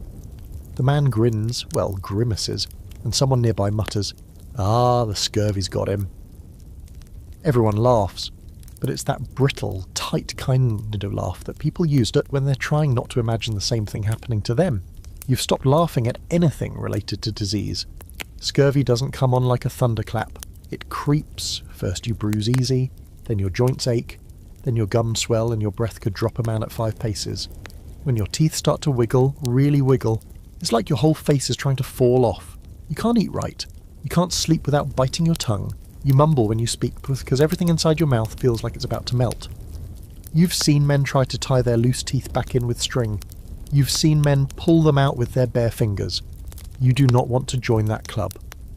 The worst part, you know exactly why this is happening. Everyone does. You haven't seen a fruit since the lemon barrel ran out 2 raids ago. That tiny burst of citrus was heaven. Pure, acidic salvation. But it was gone in a week, and you're back to sucking salt and crunching biscuit beetles. The cook tried to pass off mouldy onions as a cure, but one guy almost choked to death when it squirted in his mouth like a rotted jellyfish. That was the last time anyone trusted the onion cure. Historically, scurvy was the bane of long voyages, especially in the age before vitamin C had a name. Pirates knew the signs, swollen gums, weakness, bleeding from places that shouldn't bleed, but they didn't always know the cure. Some guessed right with citrus or pickled vegetables. Others just hoped they'd raid a port before their bodies gave out. You're hoping someone finds a single blessed lime in a barrel of fish hooks. And then there's smallpox. Or maybe it's the pox, nobody's sure. One guy starts showing spots, then another, then another. Red bumps, fevers, shaking fits that make them gnash their teeth until the teeth snap off. They get isolated below deck, behind a row of barrels near the cargo hold. Someone sets up a ragged curtain, like that's going to fool the pox. The air down there starts to stink in a way even you haven't smelled before, and you've smelled things that would make a vulture cry. One by one, the sick stop moving. They get quiet. No screaming, no twitching, just still. Then after a few hours or maybe a day, their bodies are lifted in silence and slid off the plank with a single splash. No prayers, no coins over the eyes, just water. It hits you suddenly that there is no such thing as dying peacefully on a pirate ship. Every death is either loud and awful or quiet and suspicious. You can't get sick without someone eyeing you like you're contagious, like you might be the next reason they die. And if you are sick, you better hide it. A cough gets you side-eyed. A nosebleed gets you whispers. A bad fever? That's a rope around your ankle and a splash before nightfall. One night you wake up drenched in sweat. Your skin's burning, your legs ache, and your stomach is tight like someone's wounded up with a winch. You panic. You sick? Is it the pox? The scurvy? Something's worse? You stumble to the deck, gasp in the night air and retch over the side. A shadow passes behind you. No one says anything. That silence is worse than yelling. You don't know if you are being watched or measured. You start chewing on whatever you can find, dried seaweed, a bitter bit of root someone insists is medicinal, even the white, tasteless pulp from the bottom of an old barrel. Anything to keep your teeth in your head. You've started dreaming about oranges. Not treasure, not gold, just a stupid, fat, juicy orange. You want to bite into it and let the juice run down your chin. You want the acid to sting your gums. You'd trade your hammock for one slice. Hell, you'd trade your sword. And then, one day, by some miracle, the captain announces you're stopping at a hidden cove to resupply. Not a port. Too risky. But a place known for fruit trees and fresh water. The crew cheers like children. You've never seen the grown men cry over a pineapple before. You see it now. As you approach the shore, the smell hits you first. Green. That leafy, humid scent of plants not yet rotted or salted. The crew practically sprints onto land. You're one of the first off. You run. Literally run. Into the trees, past the ferns, until you find a scraggly bush with something vaguely round growing on it.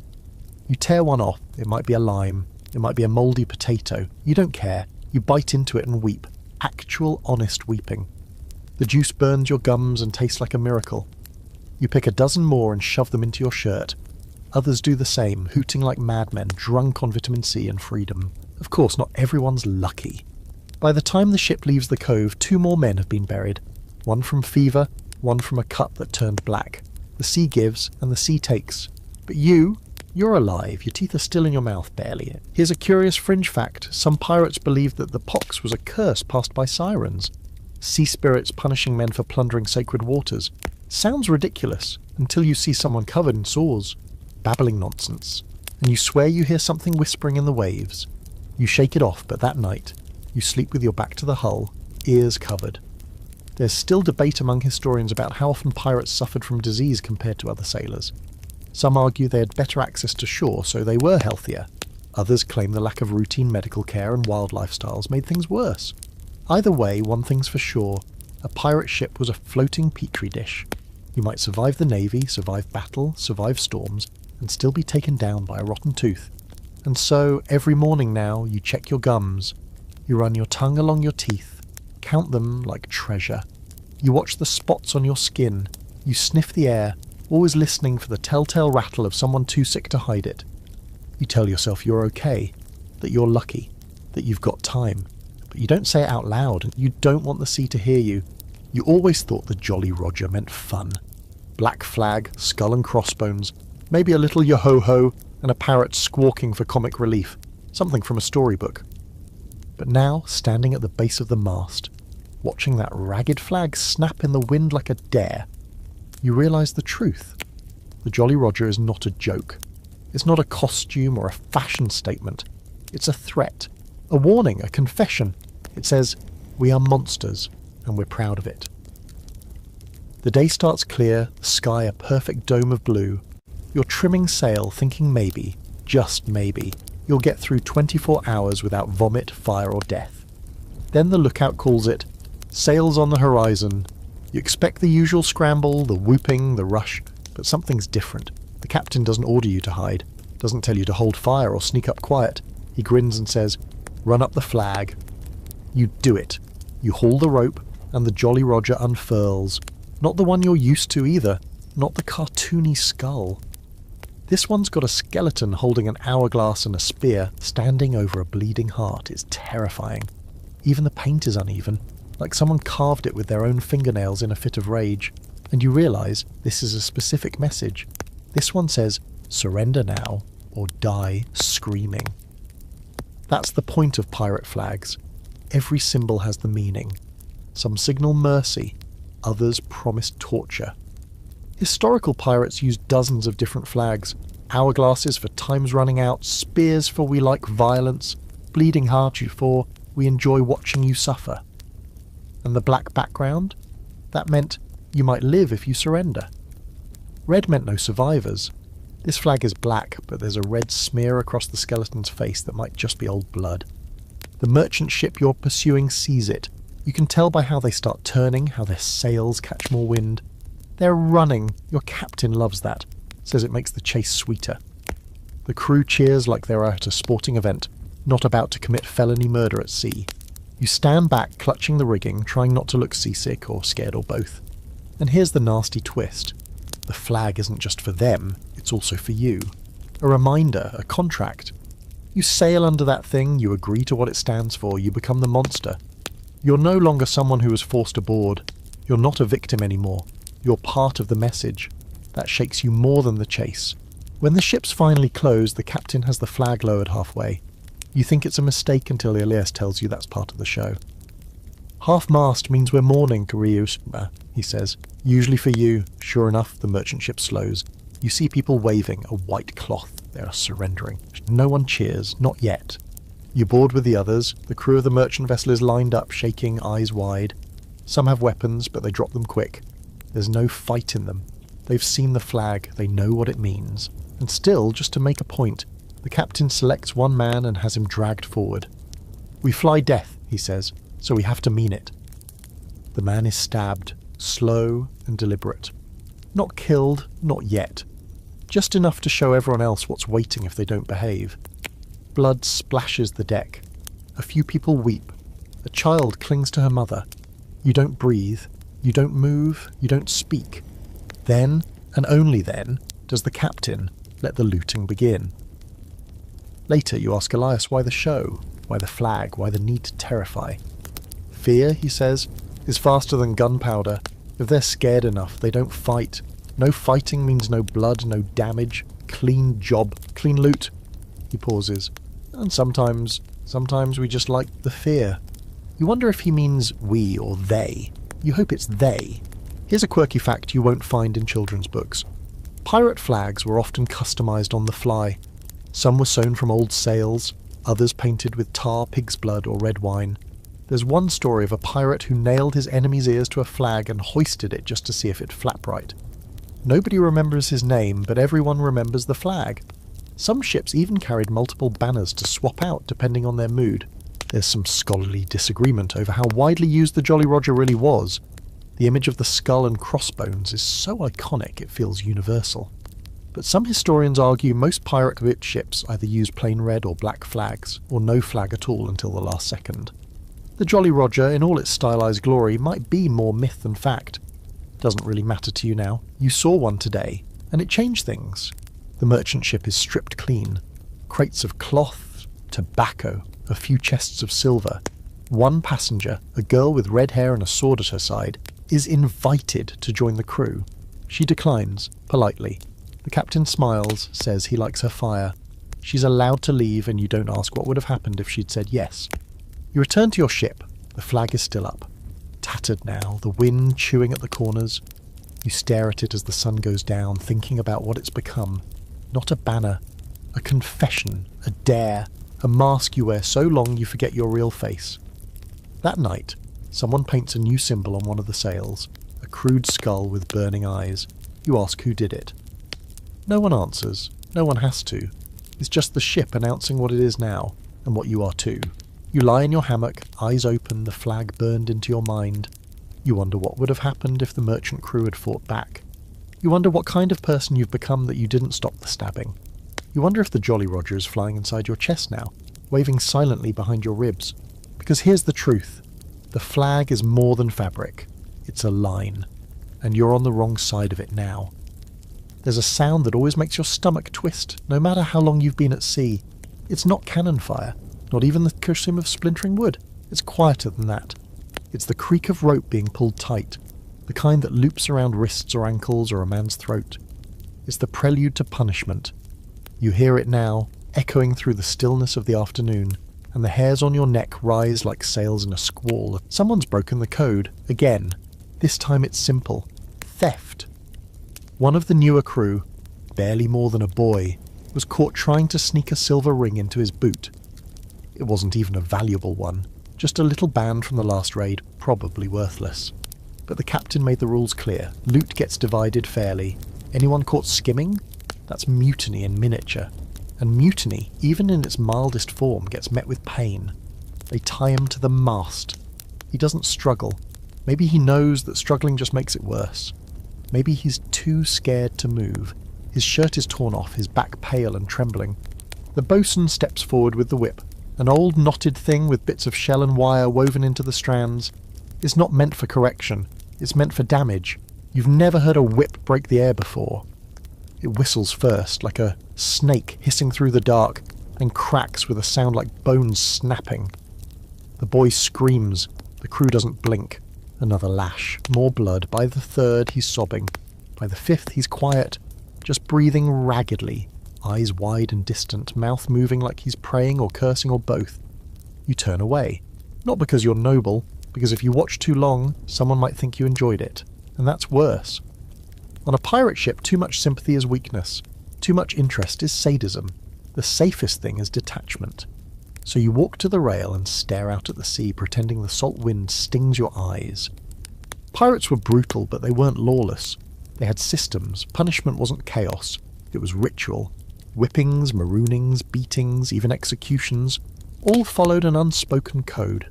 You broke the rules, you paid, and it didn't matter if you were new or seasoned. The punishment was often public, a lesson to everyone else, not just to scare but to remind. A pirate crew couldn't afford freeloaders or liars. One loose thread and the whole ship unravelled. There's talk sometimes of a man named Holtz, no one knows if he's real, who supposedly tried to poison the captain for a bigger share. They say he was tied to the bowsprit, spread-eagled like a scarecrow, and left there through a storm lashed by rain and wind until his skin peeled like burnt parchment. When he finally died, they cut him down, not for burial, but to toss him to the sharks. Elias says that part's true. He claims he saw the sharks waiting under the hull. Some punishments are creative. A guy once drank too much grog, pissed in the water barrel and got caught.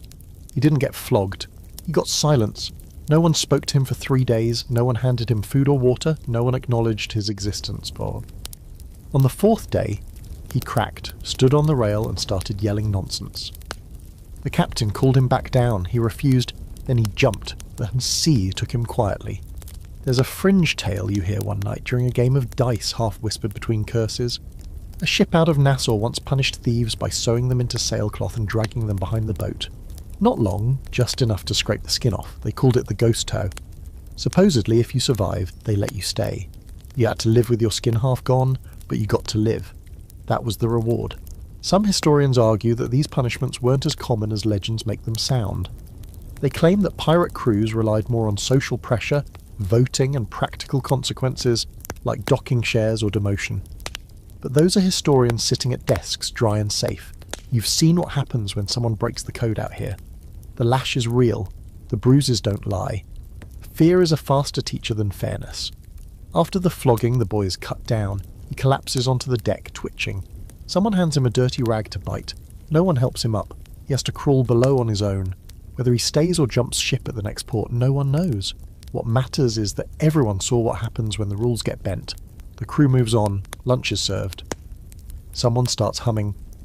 A sea shanty like the mast wasn't just dripping blood 5 minutes ago. You clean your blade that evening, even though it hasn't seen use today. You do it because it's something to focus on. Something mechanical. One stroke, then another. Elias sits nearby, quiet as ever, running his fingers over the grip of his pistol like it's a talisman. Neither of you speaks. You've learned by now that the worst wounds aren't always from battle. Sometimes they come from inside, betrayals, whispers, quiet cruelty. There's no honour in watching someone bleed out for a ring. There's no pride in tying a man to a mast. But there's survival. And in pirate life, survival always wins. There's an eerie moment after nightfall. The ship rocks gently, moonlight slipping across the deck like spilled milk. You pass by the mast, and you swear you see the imprint of the boy's body still there, shadowed in the wood, like the ship remembers. Maybe it does. After all, she's seen more punishment than most prisons. And here's the part that keeps you up. You didn't stop it. You didn't speak up. And part of you knows, next time it could be you, maybe not for theft, but for failing in a raid, for getting caught sneaking extra water, for stepping on the wrong toes. Because out here, punishment isn't about justice, it's about control. And the whip doesn't care who's guilty, only who's next. Shore leave isn't a reward. Not really. It's more like a collective pressure release, the kind that lets everyone explode at once before they start stabbing each other on the ship. You hear the word, port, and the crew cheers like children who've been promised candy in a fist fight. The ship changes course and suddenly everyone starts preening, brushing knots from their beards, trying to bleach sweat stains from their shirts, and swapping out boots full of seawater for ones that only smell mostly like dead fish. You can't help it. You're excited too. You haven't walked on stable ground in weeks. Your knees have forgotten how to function without sway. And the idea of land. Real land. With smells that aren't mould and bilge. With food that doesn't crunch when it's not supposed to. That's enough to make you overlook the fact that half the crew is planning to drink until they forget their own names. The port in question is a crooked little place clinging to the edge of an unnamed island. All thatched roofs and bent palm trees, and a harbour that looks like it was dug by a drunk god. There's one dock, half a dozen shanty bars, and a brothel that leans so hard to the left it looks like it's trying to escape itself. You dock mid-morning. By mid-afternoon, the crew has scattered into the town like rats onto a bread cart. The first punch gets thrown before you even make it down the gangplank. 2 men fighting over who gets to disembark first. One ends up in the water, laughing and bleeding from the nose. Everyone cheers. You step around them and follow Elias, who's already halfway down the dock, moving with the calm purpose of a man who knows exactly where he buried his last stash of emergency rum. Port days follow a certain pattern. Drink, fight, gamble, regret. Not always in that order. You make it to a tavern called the Drunken Gull. where the floor is mostly sand and the roof leaks grog from the second story. Inside, it's chaos. Tankards slam, dice clatter. A man in the corner is playing a hurdy-gurdy with such intensity you suspect he's exorcising demons. You get handed a drink that smells like it was strained through a cannonball. You drink it anyway. By your second cup, things get hazy. By your third, you've arm-wrestled a man twice your size and won purely by sneezing mid-match and distracting him. By your fourth, you've lost your boot in a dice game. Not the pair, just the left one. You don't even remember taking it off. Historically, pirate ports were melting pots of debauchery. Nassau, Port Royal, Tortuga, names whispered with equal parts dread and delight. They were places where pirate ships could resupply, unload stolen goods, and more importantly, let their crews go wild. Tavern owners welcomed them for the gold, locals tolerated them for the chaos, and the pirates, they came for everything the sea denied them: food, flesh, and forgetfulness. You stumble outside around dusk. The air smells like fire, sweat, and sweet tobacco. Somewhere nearby, someone is being serenaded very badly. A man runs past with no pants. Another walks behind him, calmly holding the pants like a trophy. You turn and see Elias sitting on a barrel, feeding crumbs to a chicken he insists is named Morris. You don't question it. You're too drunk to spell chicken. The brothel is easy to find. Just follow the trail of broken glass and laughter. You don't go inside, but plenty of others do. You hear the creaking walls from the street, the moaning, the occasional scream. It's not all pleasure. Pirates often confuse lust with ownership, and not all encounters are consensual. That part never makes it into the sea shanties. You feel a little sick, and not just from the rum. Here's a bizarre little fact you overhear from a drunken sailor. There's a port where they train parrots to mimic coins clinking in a purse, just to lure pirates into gambling halls. Another sailor claims there's a house that lets you pay in teeth. Both men have black eyes. You don't doubt either story. Later, you sit in the sand outside a shuttered bakery, cradling your head. The stars are blurry, your stomach is a mutiny all its own. You hear a familiar whistle and look up to see one of your crewmates being chased by a mob. He's laughing. They're not. You decide not to get involved. A lesson you've learned well. If it's not your blood, it's not your problem. As the night stretches on, the streets get quieter. Fewer shouts, more groans. You pass by a man asleep with a chicken on his chest and 2 gold coins balanced on his eyes. Not dead, just hopeful. Someone plays a sad tune on a fiddle, the notes rising into the night like ghosts. You sit beside a barrel and finally throw up everything you've eaten in 2 days. It feels like freedom. Scholars debate whether shore leave was truly as wild as the legends say. Some argue the stories were exaggerated, tall tales passed around to make pirates seem more fearsome or more fun. Others point to official records from governors and merchants that describe drunken mobs, fires, and even full-blown riots.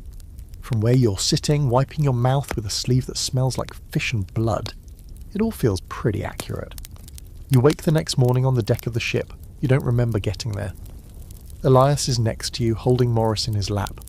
"You bought him," he says, deadpan. "Said you wanted a conversation partner." Morris squawks and immediately poops on your leg. You nod, accepting your fate. The crew trickles back throughout the day, limping, groaning, bragging. One man's missing a finger. Another has a new tattoo that says freedom in backward letters. The captain counts heads, nods once and says, "Set sail." No one asks where. No one questions the decision. Shore leave is over, the sea calls. You haul lines with shaking hands and a pounding skull, knowing you won't see land again for weeks, maybe months. As the port fades behind you, someone starts singing. It's a slow song, not a cheerful one. A tune about death and salt and lost gold. The crew joins in. You hum along even though your throat feels raw. Morris flaps his wings and settles on a barrel. You're back at sea. And somehow, despite the bruises and the hangover and the suspicious pain in your right knee, you already miss land. Treasure. That's the word that got you here, right? Not freedom, not rebellion, not life on your own terms. Treasure. Shiny gold coins, glimmering necklaces, crowns from fallen kings tucked into velvet-lined chests. Every tale you ever heard growing up dangled that word in front of your face like bait on a hook. But now, after months aboard this cursed ship, after blood and bruises and chewing your own sleeve to stop your teeth from chattering through storms, you've realised a brutal truth. There is no treasure. Not the kind you imagined anyway. You're in the hold right now, helping Elias sort through your latest haul. The big score. A sugar bark seized 3 days ago, after a decent chase and an unimpressive fight. No one died, at least not on your side. And what did you risk your life for? Crates. Endless crates. Of sugar, molasses, cotton, tobacco. A warehouse on water. You dig through one crate looking for coins. Instead, your fingers sink into sacks of raw sugar so fine it clings to your sweat like flour. Sweet? Yes. Worth dying for? Definitely not. But the quartermaster is grinning. He's practically dancing among the barrels, because this apparently is real treasure. Sugar fetches a high price at the right port. Tobacco too, and cloth, especially if it's still dry, can be flipped for more rum and gunpowder than a pile of coins. You just stare at the sticky mess pooling in your boots and wonder what the hell you're doing with your life. Elias claps your shoulder. What? You wanted gold? He asks. This is gold, friend. White gold, sweet gold, gold you can eat. You resist the urge to throw a sugar sack at him. Historically, pirates rarely found the fabled chests of Spanish doubloons and cursed jewels that stories like to go on about. Most of the time, the loot was more practical. Barrels of food, tools, spices, medicine. Things a pirate crew could use or sell quickly before they rotted. Gold was rare, and when it was found, it was often in the form of trade bullion or coin mixed in with other cargo. Once in a while, a ship would stumble upon something glittery enough to make the legends real, but those were the exceptions, not the rule. And even when you do find coins, there's a catch. The moment they are in your hands, every man on board becomes a little twitchier, a little more watchful, a little more willing to slit a throat over a bad dice roll. Silver brings sharp tempers, gold brings murder. You've seen it happen twice already. Once over a gold necklace that turned out to be brass. Once over a coin that vanished in the night and later turned up in a boot. The wrong boot. But sugar?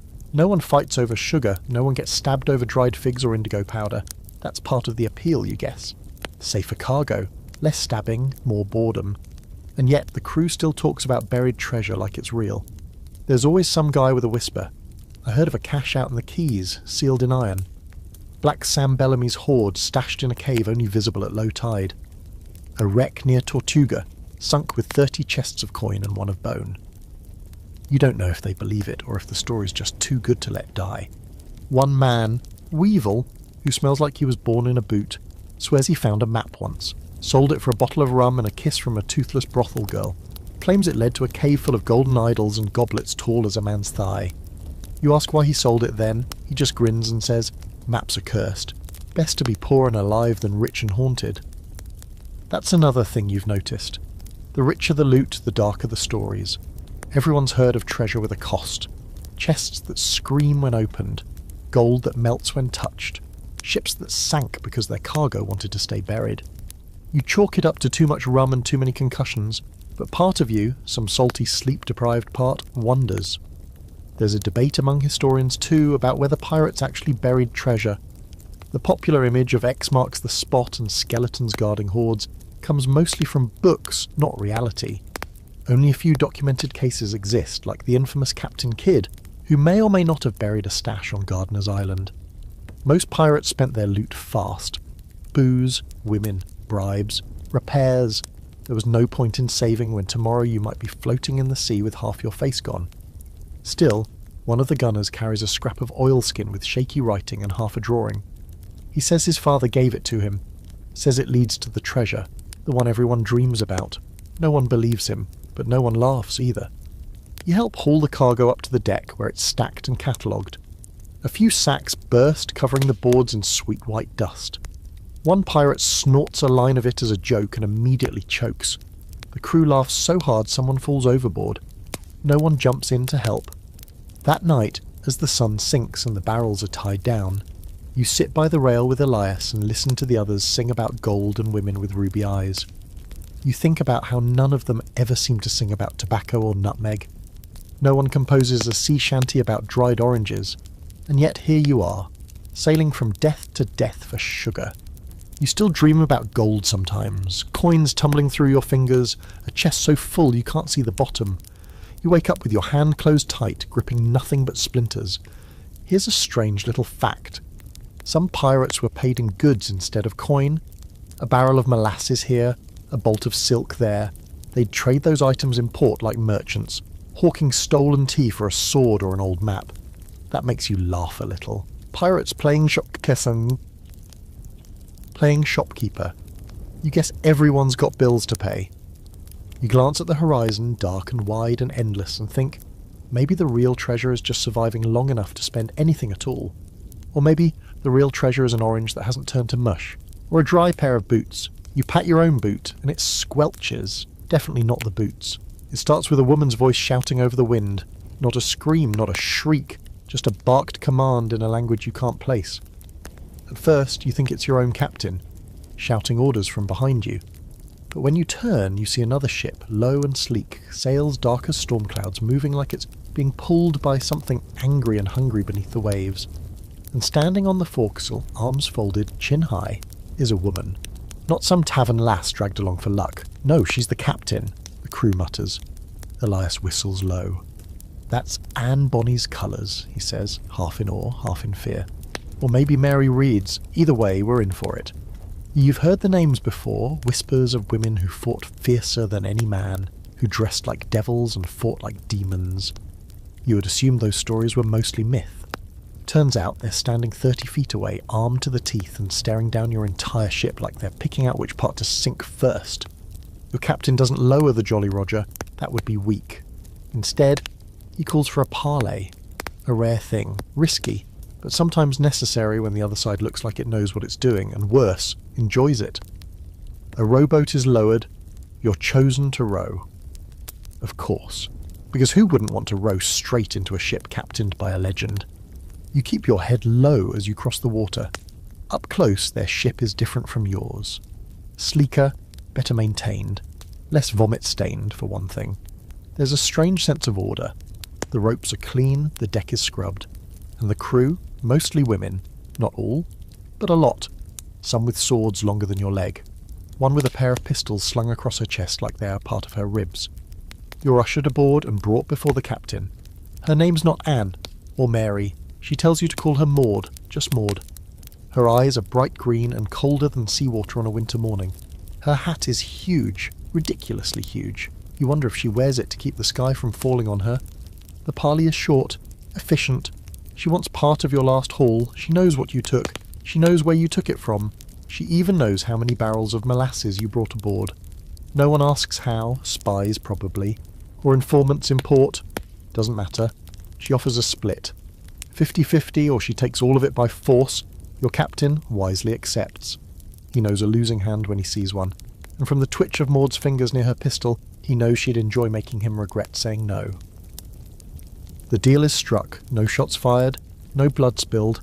That's rarer than buried gold. Back on your ship, the mood is mixed. Some are angry at the split, others relieved. You, though, you're fascinated, because you'd assumed this was a man's world, a brute's world. A place where women only existed as myths or victims or background noise. But that's not the full truth. You've just met one of the exceptions, and out here exceptions make the rules. Historically, female pirates were rare, but very real. Anne Bonny and Mary Reed were the most infamous, both known for dressing as men in battle, wielding pistols, and reportedly fighting harder than anyone else aboard. Qing Shi, a Chinese pirate queen, commanded a fleet of hundreds of ships and enforced a strict code that included instant execution for disobedience. These weren't mascots. These were leaders, terror makers, rule breakers, and occasionally survival stories dressed in lace and steel. There's a superstition among sailors that women on ships bring bad luck, that they stir up storms and drive men mad. You've heard that one plenty. You've also heard the older sailors claim that seeing a woman aboard means the sea will soon take someone. But now you're wondering if that's just old fear talking. Because Captain Maud didn't look like bad luck. She looked like order, like danger, like exactly the kind of person who survives out here. Where survival means knowing when to trade barrels and when to slit throats. Not every pirate queen is famous. There are quiet ones. The cook's assistant on your ship, Mira, is said to have slit a Navy officer's throat during a boarding party and tossed his body into the sea with no one noticing. She rarely speaks, but everyone makes sure to be polite when she sharpens her knives. Then there's the oddballs. the musician with a third nipple who claims it's a lucky charm from a mermaid, the old man who believes his beard is haunted by the spirit of his dead wife, the carpenter who swears he once kissed Davy Jones and now can't eat shellfish without crying. These people aren't captains, but they're part of the fabric of pirate life, fringe characters, living legends. They keep things interesting and terrifying. One of them, Jasper the Mad, has a tattoo of a woman riding a shark on his back. He says it's Ching Shi, or his mother. He's not sure. Either way, he talks to her every morning before breakfast. You used to think he was insane. Now you're not so sure. There's an open debate among historians about how much power women really had in pirate society. Some argue they were rare exceptions, tolerated only because of extraordinary skill or force of personality. Others suggest that pirate life, being outside the bounds of traditional society, allowed for more freedom, gender included. A floating meritocracy where the only thing that mattered was what you could do with a blade and a bottle. You ask Elias what he thinks. He shrugs. Doesn't matter, he says. Anyone who can sail, fight, and not get killed is fine by me. Don't care if they've got a beard or a bonnet. You nod. Because honestly, he's right. A week later, you spot Maud's ship again on the horizon. She doesn't come close, just sails past, a black streak on the water. Her flag flies high, an hourglass above crossed blades. You wonder what message she's sending this time. A reminder? A warning? Maybe just a nod from one survivor to another. That night, you dream of standing at a ship's wheel, wind in your hair, a fleet behind you. In the dream, your voice is loud, your coat is long, and no one questions your orders. You wake up smiling, just a little, because out here, the sea doesn't care who you are, only whether you last. And Maud? She's still out there. You're eating cold fish off a rusty tin plate when you notice something odd. It's quiet, not calm. Pirate ships are never calm, but quiet in the way a room goes silent right after someone says something they shouldn't have. You glance up. Elias is gone, so is Whisper.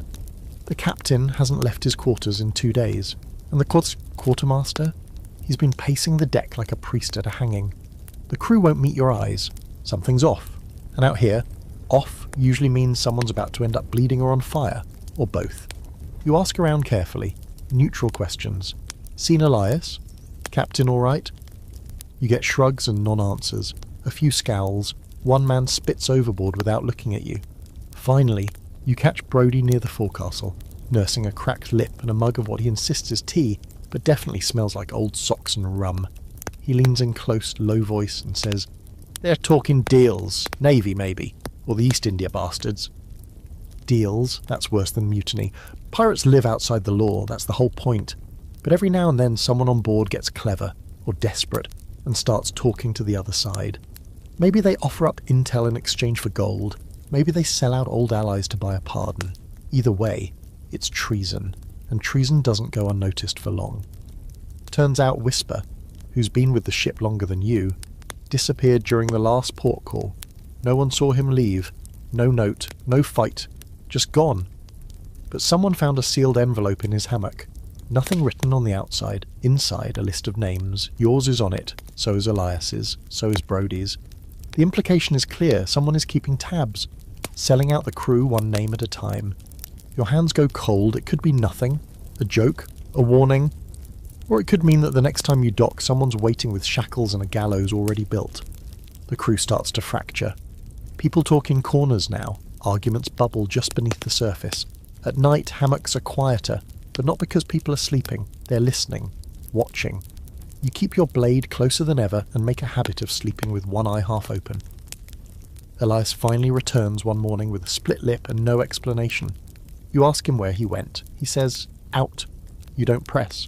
But later, he slips you a folded scrap of paper with a single line written in charcoal. Trust no one below deck. You ask no more questions after that.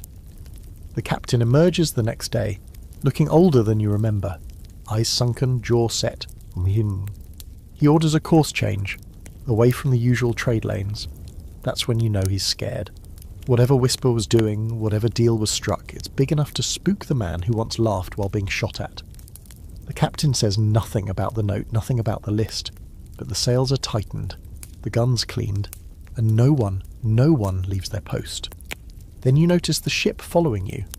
It's subtle at first, as just a dot on the horizon. A merchant vessel, maybe. Then it gets closer, never gaining, never falling back, just there. You sail left, it follows. You slow down, it slows too, always out of cannon range, always watching. Some say it's a Navy spy ship, others say it's another pirate crew that knows about the list. A few whisper that it's Whisper himself, captaining a ghost ship with a hold full of your names and a crew of informants. That night someone sets fire to the water barrels. That's when things truly fall apart. Fire on a ship is nightmare fuel. Even a small flame can become a floating funeral in minutes. Luckily, it's caught early. The flames are stomped out, but the barrels? Gone.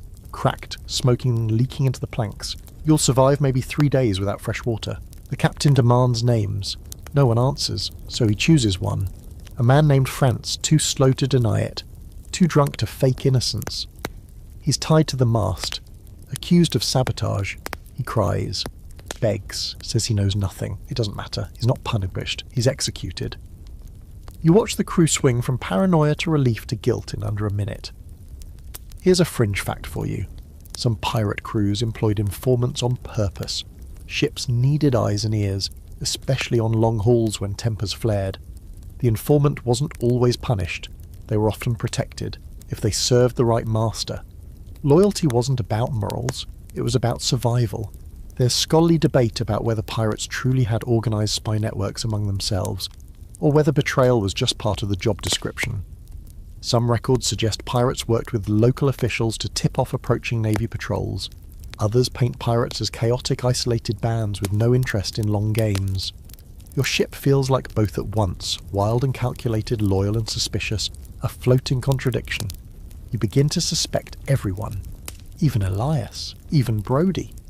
You trust no one with your food, your weapons, your secrets. You carve a little mark into the wall beside your hammock each morning, a tally of how many days you've stayed off the list. So far you're up to 4, then someone scratches a mark through your 3rd tally. Just one clean line. The next morning a new sailor is missing. No splash was heard, no note was left. His hammock hangs empty, swinging gently, as if someone climbed out and never came back. The sea looks calm, but you know better. The ship behind you is gone now, vanished sometime during the night. Maybe they turned back, maybe they were never real to begin with. But the damage is done, no one trusts anyone. And in a place like this, that's a kind of slow poison you can't bleed out. You sit on the deck, sleepless, sword in your lap, watching the waves for signs of movement. Elias joins you but doesn't speak. The silence between you is the only language that makes sense now. Behind you, someone coughs in the dark, someone else mutters about seeing a light on the water. You grip your blade tighter. You don't know who sold out the crew. You don't know who will be next. But one thing is certain. This ship is sinking from the inside. The first cannonball comes without warning. No flag, no distant shout, no glimpse of sails. Just a thunderclap of sound, a column of water erupting 10 feet off the port bow, and then a voice out, your voice screaming, naval ship! Before your brain even catches up, the deck erupts into chaos. Men scramble, orders are barked, ropes are hauled and tied without thinking. You've drilled for this, you've feared this. But drills aren't battle, and nothing about this feels like practice. You see it now, slicing through the morning fog like a blade. A white-sailed warship, the flag of a king snapping above its deck. It's bigger than you, taller, heavier. You can practically hear the polished brass and starch in its sails, and it's coming for you like it knows your name. This is the worst case scenario. Not just because they outgun you, but because they hate you. The Navy doesn't see pirates as criminals. They see you as a disease, something to be eradicated.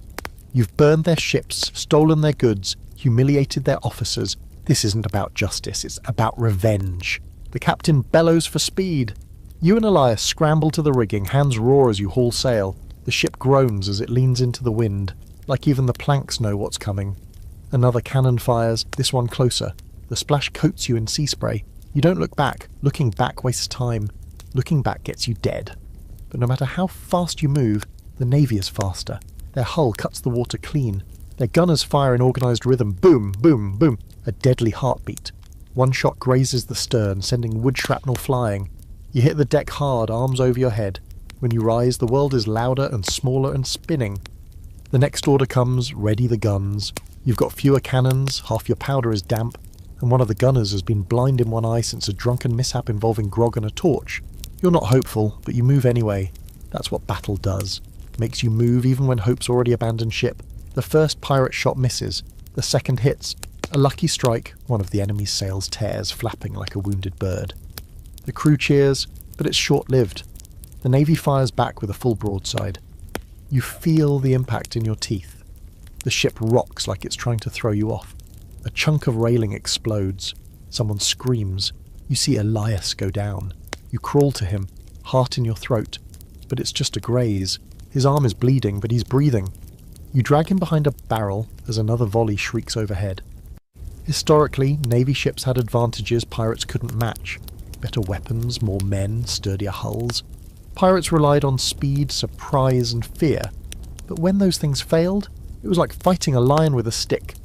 Especially in later years, as piracy became more of a hunted practice and less of a tolerated nuisance, governments poured resources into chasing and exterminating crews like yours. And some naval officers made it personal. There's no romance here, no clever tricks, just brute force. The two ships circle each other like animals, teeth bared, blood in the water. Your captain tries to outmaneuver them using every trick he knows, sudden turns, faked retreats, surprise broadsides. But they are not fooled. They've seen it all before. They answer every trick with a wall of iron and fire. And then they close the gap. Grappling hooks fly. The worst kind of fight begins, the boarding. The enemy swarms your deck, uniforms stained with smoke, sabres raised. It's chaos, screams, steel, blood. You see men fall, some from wounds, others overboard.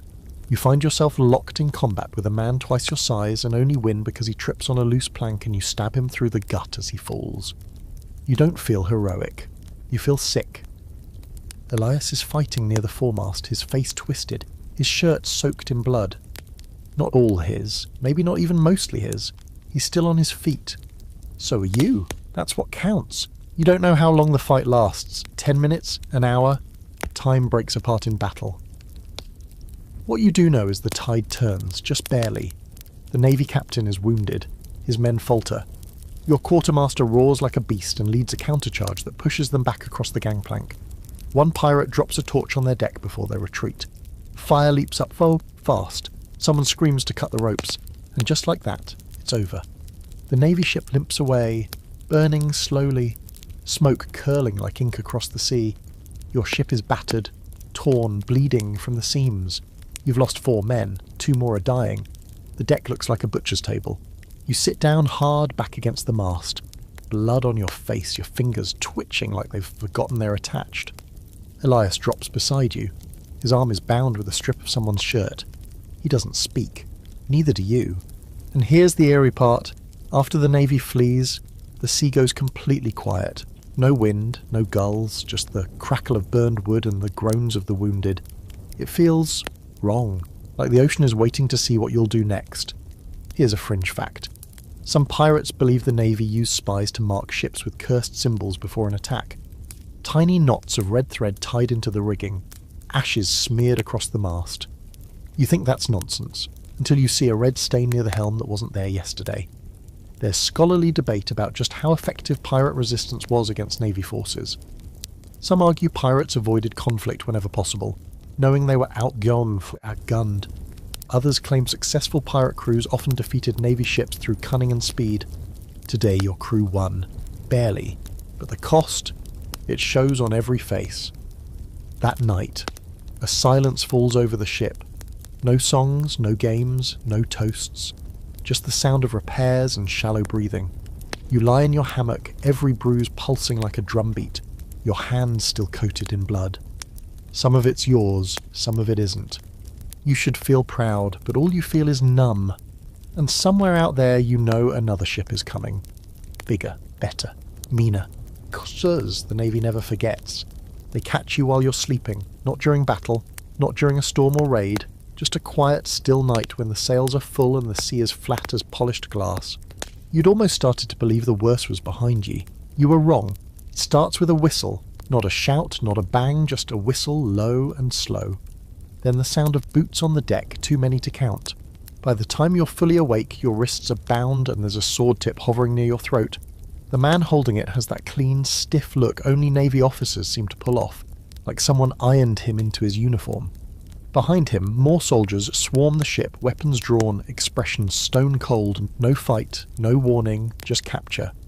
You're dragged up onto the deck where the rest of the crew's already assembled, lined up, tied and silent. Elias is there, kneeling with blood on his temple. The captain stands in the middle, arms behind his back, jaw clenched, eyes locked on the officer like he's memorising every wrinkle in the man's smug, pale face. A trap. Of course it was. Whisper. The list. The ship that trailed you for days. This wasn't a random patrol, it was a plan. You feel stupid for not seeing it sooner, angry at yourself and terrified. They make you kneel. The officer reads a proclamation in a bored nasal voice, something about piracy, treason, theft of crown property, disturbing the peace of civilized waters. You catch the words to be tried and hanged in accordance with His Majesty's law. The crew listens in stunned silence. One man starts sobbing, another laughs long and hollow. You just stare at the deck and try not to throw up.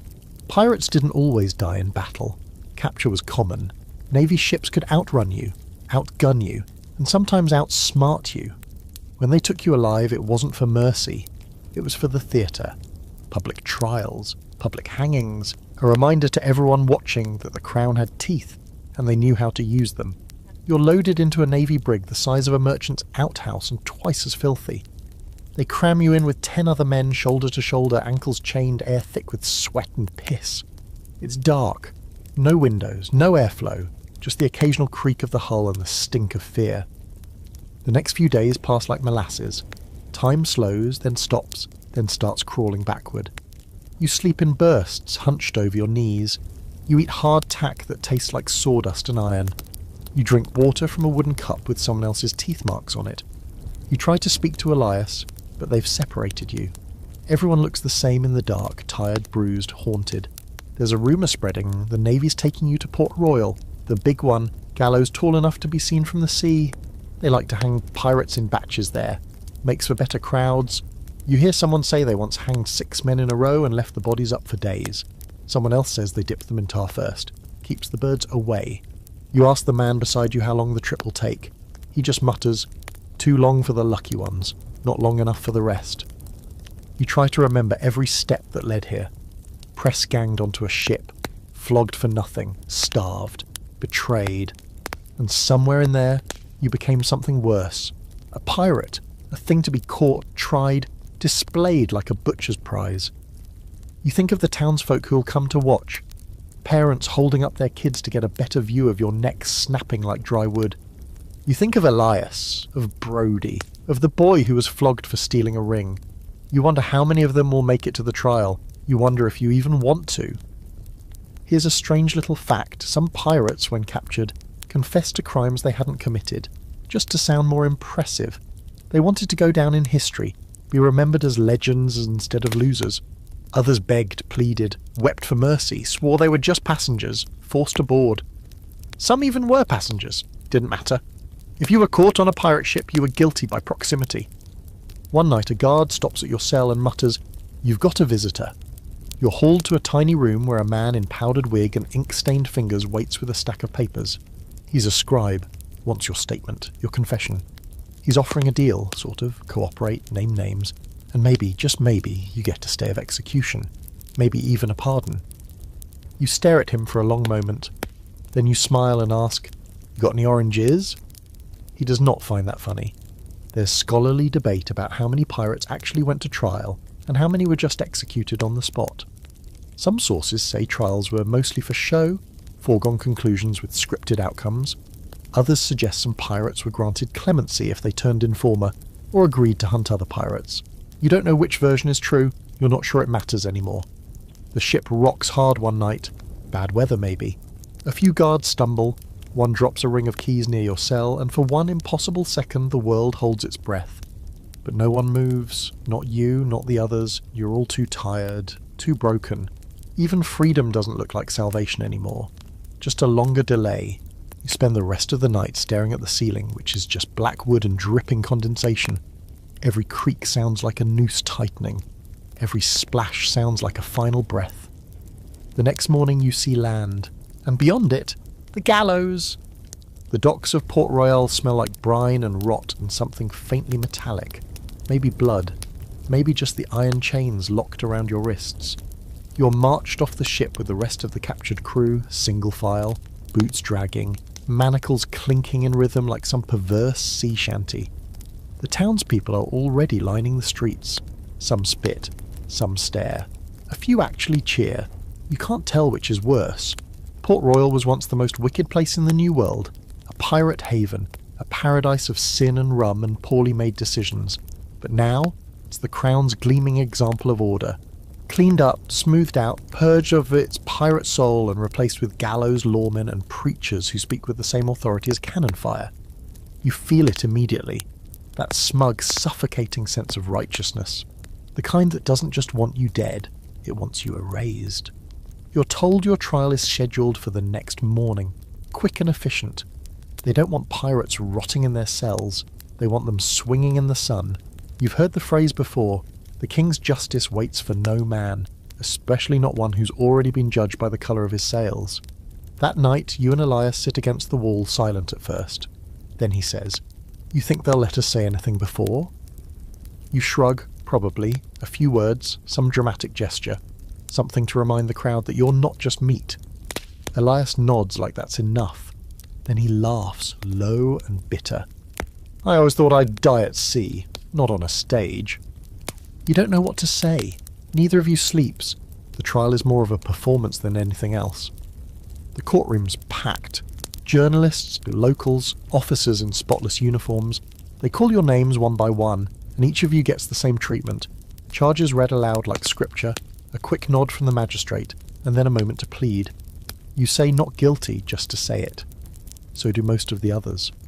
One man screams that he was never a pirate, that he was kidnapped and forced to scrub decks. No one believes him. The judge doesn't even blink. The prosecution reads a list of your crimes, some true, some exaggerated, some you're pretty sure someone else did entirely. There's no jury, just the gavel, the judge, and the sentence already waiting behind his teeth. You glance at the crowd and see no sympathy, just curiosity. Hunger. They want a spectacle. They came for blood in daylight. Historically, pirate trials were public events, part deterrent, part entertainment. Records show gallows packed with spectators, children eating sugared fruit as men swung. Sometimes ministers were brought in to pray with the condemned. Other times, convicted pirates were forced to read pre-written confessions, rehearsed like actors before an execution.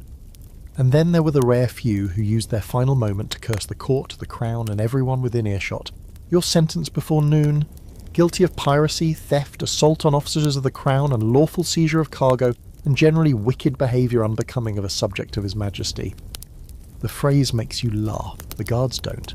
Execution is scheduled for the following morning, fast, efficient, and publicly posted. You get one last meal. Bread, cheese, something pretending to be stew. Elias offers you half of his, you don't ask why. You just eat in silence, savouring every bite like it's worth more than gold.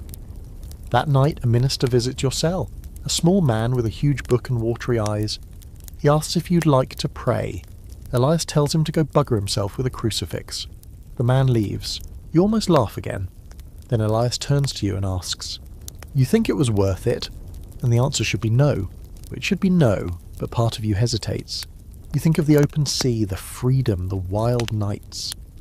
The laughter on the deck under a blood-orange sky. The wind in your face as you cut through the waves like a blade. The moments when, for just a second, you were more than you'd ever been on land. But then you think of the blood, the hunger, the betrayal, the whip, the fire, the way men scream when they're dying, the way your stomach dropped when the Navy cannons roared, the look in a child's eyes on a ship you raided, pure fear. You think of that. You look Elias in the eyes. "No," you say. He nods. "Me neither." There's a fringe account about a pirate who, facing execution, tricked the court by faking madness, chewed off a finger, screamed about sea demons, claimed to be Neptune's bastard son. They delayed his hanging for months. Some say he escaped. Others say they hanged him anyway, just upside down as a final joke. You wonder if you should have tried something like that. Too late now, and you don't sleep. Not because you're scared, though you are, but because you want to remember every second. You watch the moon drift through the bars. You listen to the wind. You count every breath like it matters. In the morning they come with chains. They march you to the gallows in a line. People cheer. Some boo. One woman throws a flower. You step onto the platform and the rope is heavy around your neck. Scratchy. Smells like damp rope and smoke. They ask if you want to speak. You look out at the crowd, you see children, sailors, officers, a man picking his teeth with a knife. You take a breath and say, "I was a fool, but I was free more than any of you here." Then you spit. The executioner doesn't wait. The trapdoor opens, you don't die, or maybe you do for a second. It's hard to say. One moment, there's rope around your throat, the crowd holding its collective breath, and the executioner's hand twitching toward the lever like a man just dying to do his job. The next, chaos. The kind that doesn't start with a shout or a gunshot, but with a scream from the gallows crowd that turns into a wave of voices, all shouting at once. Then comes the blast. Boom! Louder than any cannon you've ever heard. The gallows rocks. Dust fills the air. Something falls. Someone's yelling, "Fire!" And another voice is screaming, "Ambush!" Your eyes sting from the smoke. The rope loosens but doesn't fall. You're coughing, dizzy, still dangling, but your boots find a broken board. Just enough leverage to stay conscious. Then hands, familiar ones, grab your legs, cut the rope, drag you backward through the confusion. It's Elias. Blood running down one side of his face, shirt torn, eyes wild. "Come on," he yells. Like you've just been asked to take a casual stroll and not flee your own execution. Around you, chaos blooms like rotten roses. The crowd is scattered, some running, some looting the corpses already down. A portion of the gallows has collapsed, probably the result of that first blast. Where there was once a stage, there's now shattered timber and twisted rope. You see a body still swinging from a half-broken beam. Not moving, not lucky. You don't know how it happened. You don't stop to ask. Elias is pulling you through smoke and panic, and the guards are trying to regroup, but they can't see 5 feet ahead through the choking grey. Somewhere a pistol cracks. A musket answers, then a second explosion, smaller this time, but closer. Pirates. They came back. Or some of them, at least. Later, someone will claim it was Maud and her crew slipping into port under the cover of night. Another will swear it was a local smuggler ring bribed to raise hell as a distraction. One drunk, ranting wildly in a tavern 2 weeks later, will say the devil himself came up through the ground and tore the gallows down. You'll never know for sure. What matters is that you're running, bleeding, barely breathing, and somehow being free. Elias drags you down alleyways you barely remember seeing on the way into town. You leap over barrels, duck through fences, push through stunned bystanders who drop baskets and curses in equal measure. A horse rears and bolts. A woman screams that the pirates are killing everyone. You try to shout back that you're not, at least not today, but your voice is gone, strangled by rope and smoke. Eventually you reach a low building near the edge of the docks. Someone inside whistles, a bird call, low and sharp, and the door opens. You tumble inside and collapse. You think you might pass out. Elias slaps your face lightly. "No dying," he mutters. "Not yet."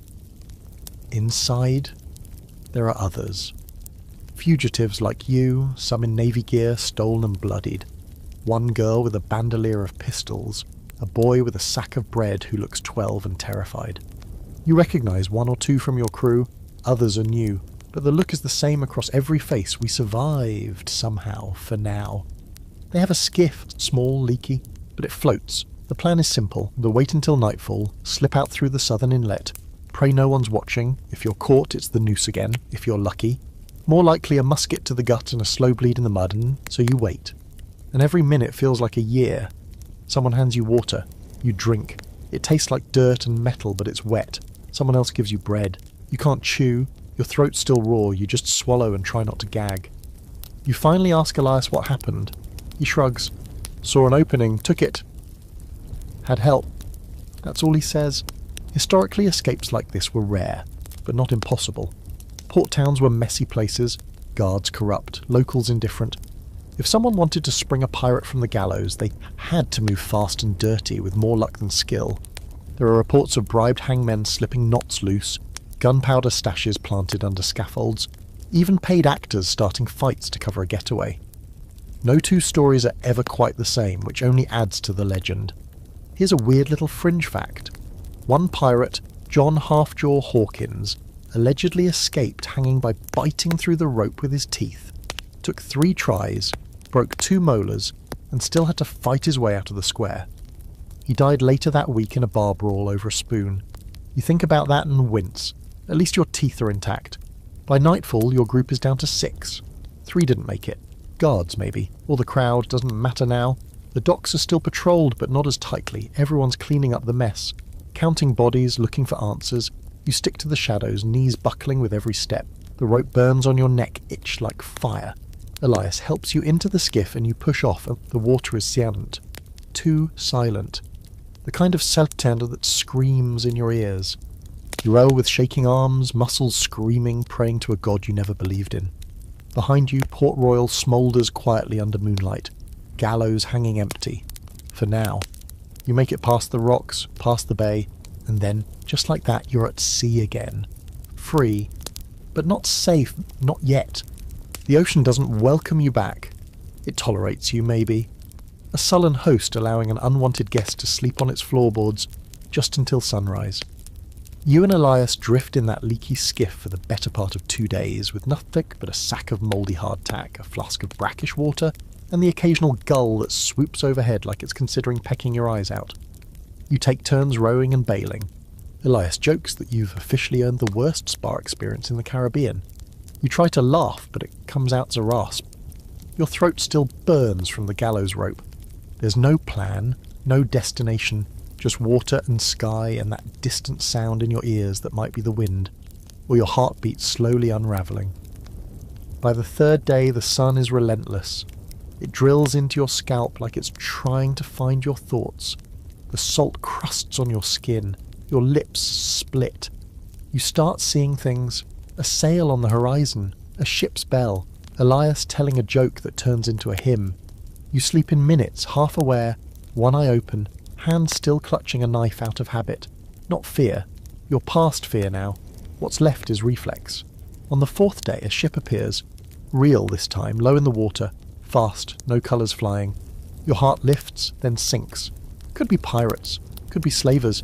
Could be the same damn Navy patrols you just escaped. You don't wave, don't shout, just sit there, holding your breath while Elias squints into the sun and mutters, "Better to die on deck than in this bathtub." They see you.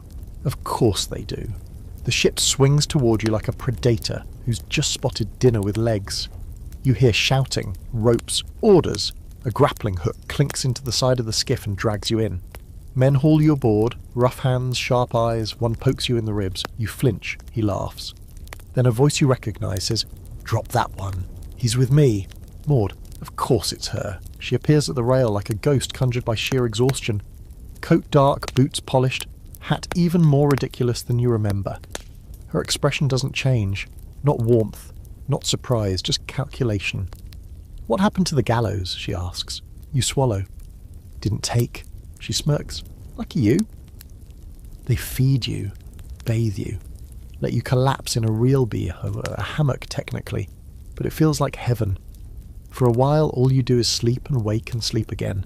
Elias tells the story of your escape over and over, each time with more flair. You don't correct him, you're too tired to be humble. Eventually Maud invites you to her quarters. It's not fancy, just neat. Charts, knives, a bottle of something aged and amber. She pours 2 fingers into a tin cup and slides it to you without a word. You drink it without asking what it is. It burns the pain out of your throat for the first time in days. "You two," she says, gesturing to you and Elias, "have a choice." You raise an eyebrow. Elias just groans. "I can drop you at Tortuga," she says, "or I can keep you aboard. We've room. You've got 7 skills, and I prefer crew who've stared at a noose and come back swinging." It's tempting. A ship, a job, a second life. Not much to think about, really. But part of you wonders, what's the point? You've been a pirate. You've starved and fought, bled, killed, wept. You've seen men gutted for lies and hanged for truths. You've buried friends, betrayed strangers. You've lived a life most people fear in stories, and you barely lived through it. Do you go back? Do you start over? Or do you stop? That night you sit on the deck alone, the sea stretched out like a road you can't decide to walk down again. The moon is full, the air cool.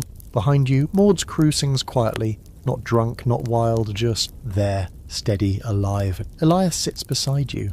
He smells like salt and rum and whatever bruised herbs they use as soap on this boat.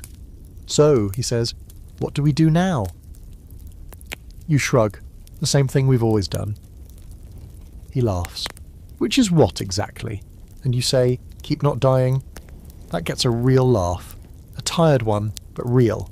Historically, some pirates did get second chances, pardons, new ships, new names. Some returned to sea, some retired quietly. Others couldn't stay away and died trying to relive their old glories. The cycle never really ended. It just moved forward. There's a fringe story about a pirate who faked his death at Port Royal, married a widow in Barbados, and spent the rest of his life baking bread. Another tale tells of a woman captain who sailed under a new name for 20 more years before vanishing with her entire crew into a fog. Legends. Half-truths. You wonder which version you're stepping into now. Maud lets you stay. No ceremony, no welcome speech. Just a new hammock, a fresh blade and a nod. That's how it works. You're part of the ship now again, but you're not the same. And the sea, as always, is watching. You start calling it the quiet life, but only in your head, and only with the sort of bitter sarcasm that comes from surviving things that should have killed you twice over. Life aboard Maud's ship isn't easy, but it's a long way from the chaos of your last crew. There's no whip crack echoing off the mast. No gambling brawls that end in blood. No stench of rot beneath the deck. Maud runs a tight ship built on rules and respect, and you almost don't know what to do with that. Almost. Your new job is maintenance. Ropes, sails, wood patches. Things you can do quietly away from most people.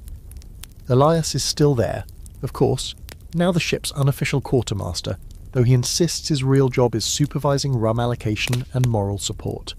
The crew likes him. They're wary of you at first. You're the ghost who escaped the noose. You're the one who saw the inside of a navy gallows and walked away. That makes people nervous. Superstitious. Curious. Eventually the stares fade, replaced by something else. Nods. Jokes. Half-shared meals. It's not trust, not yet, but it's close. Weeks pass, then months. You raid a few ships, nothing big. Maud prefers targets with minimal resistance, small merchant sloops, privateers who get too bold. Her goal isn't gold, it's survival. Food, powder, medicine. She avoids navy patrols, cuts deals in hidden coves, trades with locals who don't care what flag you fly as long as you pay. It's less adventure and more logistics. Still, it keeps you afloat. And alive. One night you dock in a tiny port on an unmarked island, just huts, a dock, and a man who sells rum by the barrel. It's your first chance in months to stand on land. Your legs feel like jelly. You nearly fall on your face and Elias laughs so hard he drops his pipe in the sand. You wander into the village and buy a sweet orange with a copper coin. You eat it slowly, sitting on a crate, juice dripping down your chin. It's the best thing you've ever tasted. Historically, most pirates didn't die in battle. They died from disease, starvation, infection. Even successful crews often met their end from a scratch that went septic or a rat bite that turned feverish.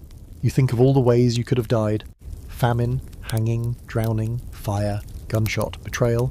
You wonder how many more are waiting. Maud calls a meeting on deck that night. A vote. She's got word of a potential prize, a treasure ship out of Havana, heavy with silver, bound for the Spanish Main. Big risk, big reward 'em. Everyone gets a say.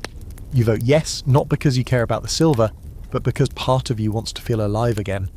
To remember what it was like to grip a blade with purpose. The raid is brutal. The ship is guarded. Not by soldiers, but mercenaries, hardened men with cruel smiles and no fear. You take one down by tackling him into the hold, the two of you rolling through gunpowder barrels and broken crates. You don't remember the killing blow, just blood, screaming, and then silence. In the end, you win. Barely. You take the ship, you get the silver. But you lose 4 men. One of them is Elias. Shot through the gut while covering your retreat. You drag him to the deck, screaming for help, but you know. He looks up at you, eyes wide, and says, "You still owe me for that orange." Then he dies. No final speech, no last breath sighing through poetic lips. Just that, and gone. You bury him at sea with the others. Maud says a few words. You say nothing. You can't. Your throat is closed, your eyes are dry, and everything inside you feels like it's caving in. That night, you sit at the bow with Elias's pipe in your hand. It doesn't light anymore. You keep it anyway. There's an old belief that if you die at sea, your soul stays with the ship. You're not sure if it's true, but you swear you hear his laugh sometimes when the wind's just right. Here's a final strange fact. One pirate captain, after losing his entire crew in a storm, sailed alone for 2 years talking to ghosts. People called him mad, but they also say he never lost another battle after that. Sometimes madness is just grief wearing a different coat. You stay aboard Maud's ship for another year. You get stronger, quieter, more respected. One day she asks if you want your own command, a sloop of your own, crew, compass, Horayad. Freedom. You say no, not because you're afraid, but because you finally learned that freedom isn't found at the helm of a ship. It's found in surviving long enough to choose what happens next. Eventually, you dock at an island far from any navy patrol, far from ports that whisper your name. You disembark. Maud watches without question. She nods once and says, "Don't die stupid. You promise you'll try. You live in a hut near the water now. You fix boats, tell stories, eat fruit. Sometimes someone asks about the rope scar on your neck. You just say, 'It's from when I tried to kiss a navy girl.' That usually gets a laugh. At night you walk the beach. The sea calls, like always, but this time you don't answer. You've had your fill. And that, dear friends, is the story of your horrible, cursed, sweaty, sea-sickened, blade-scarred life as a pirate. You didn't die at sea, or in battle, or on the gallows. You died and came back and kept moving, one splintered day at a time. That's not glory, that's survival, which, in pirate terms, is the same thing. So if you're still awake, congrats. You just lived through something most people wouldn't survive 10 minutes of. If your pillow now feels extra soft, that's because you've earned it. Now close your eyes, breathe in deep, and drift away like a stolen ship into a moonlit cove.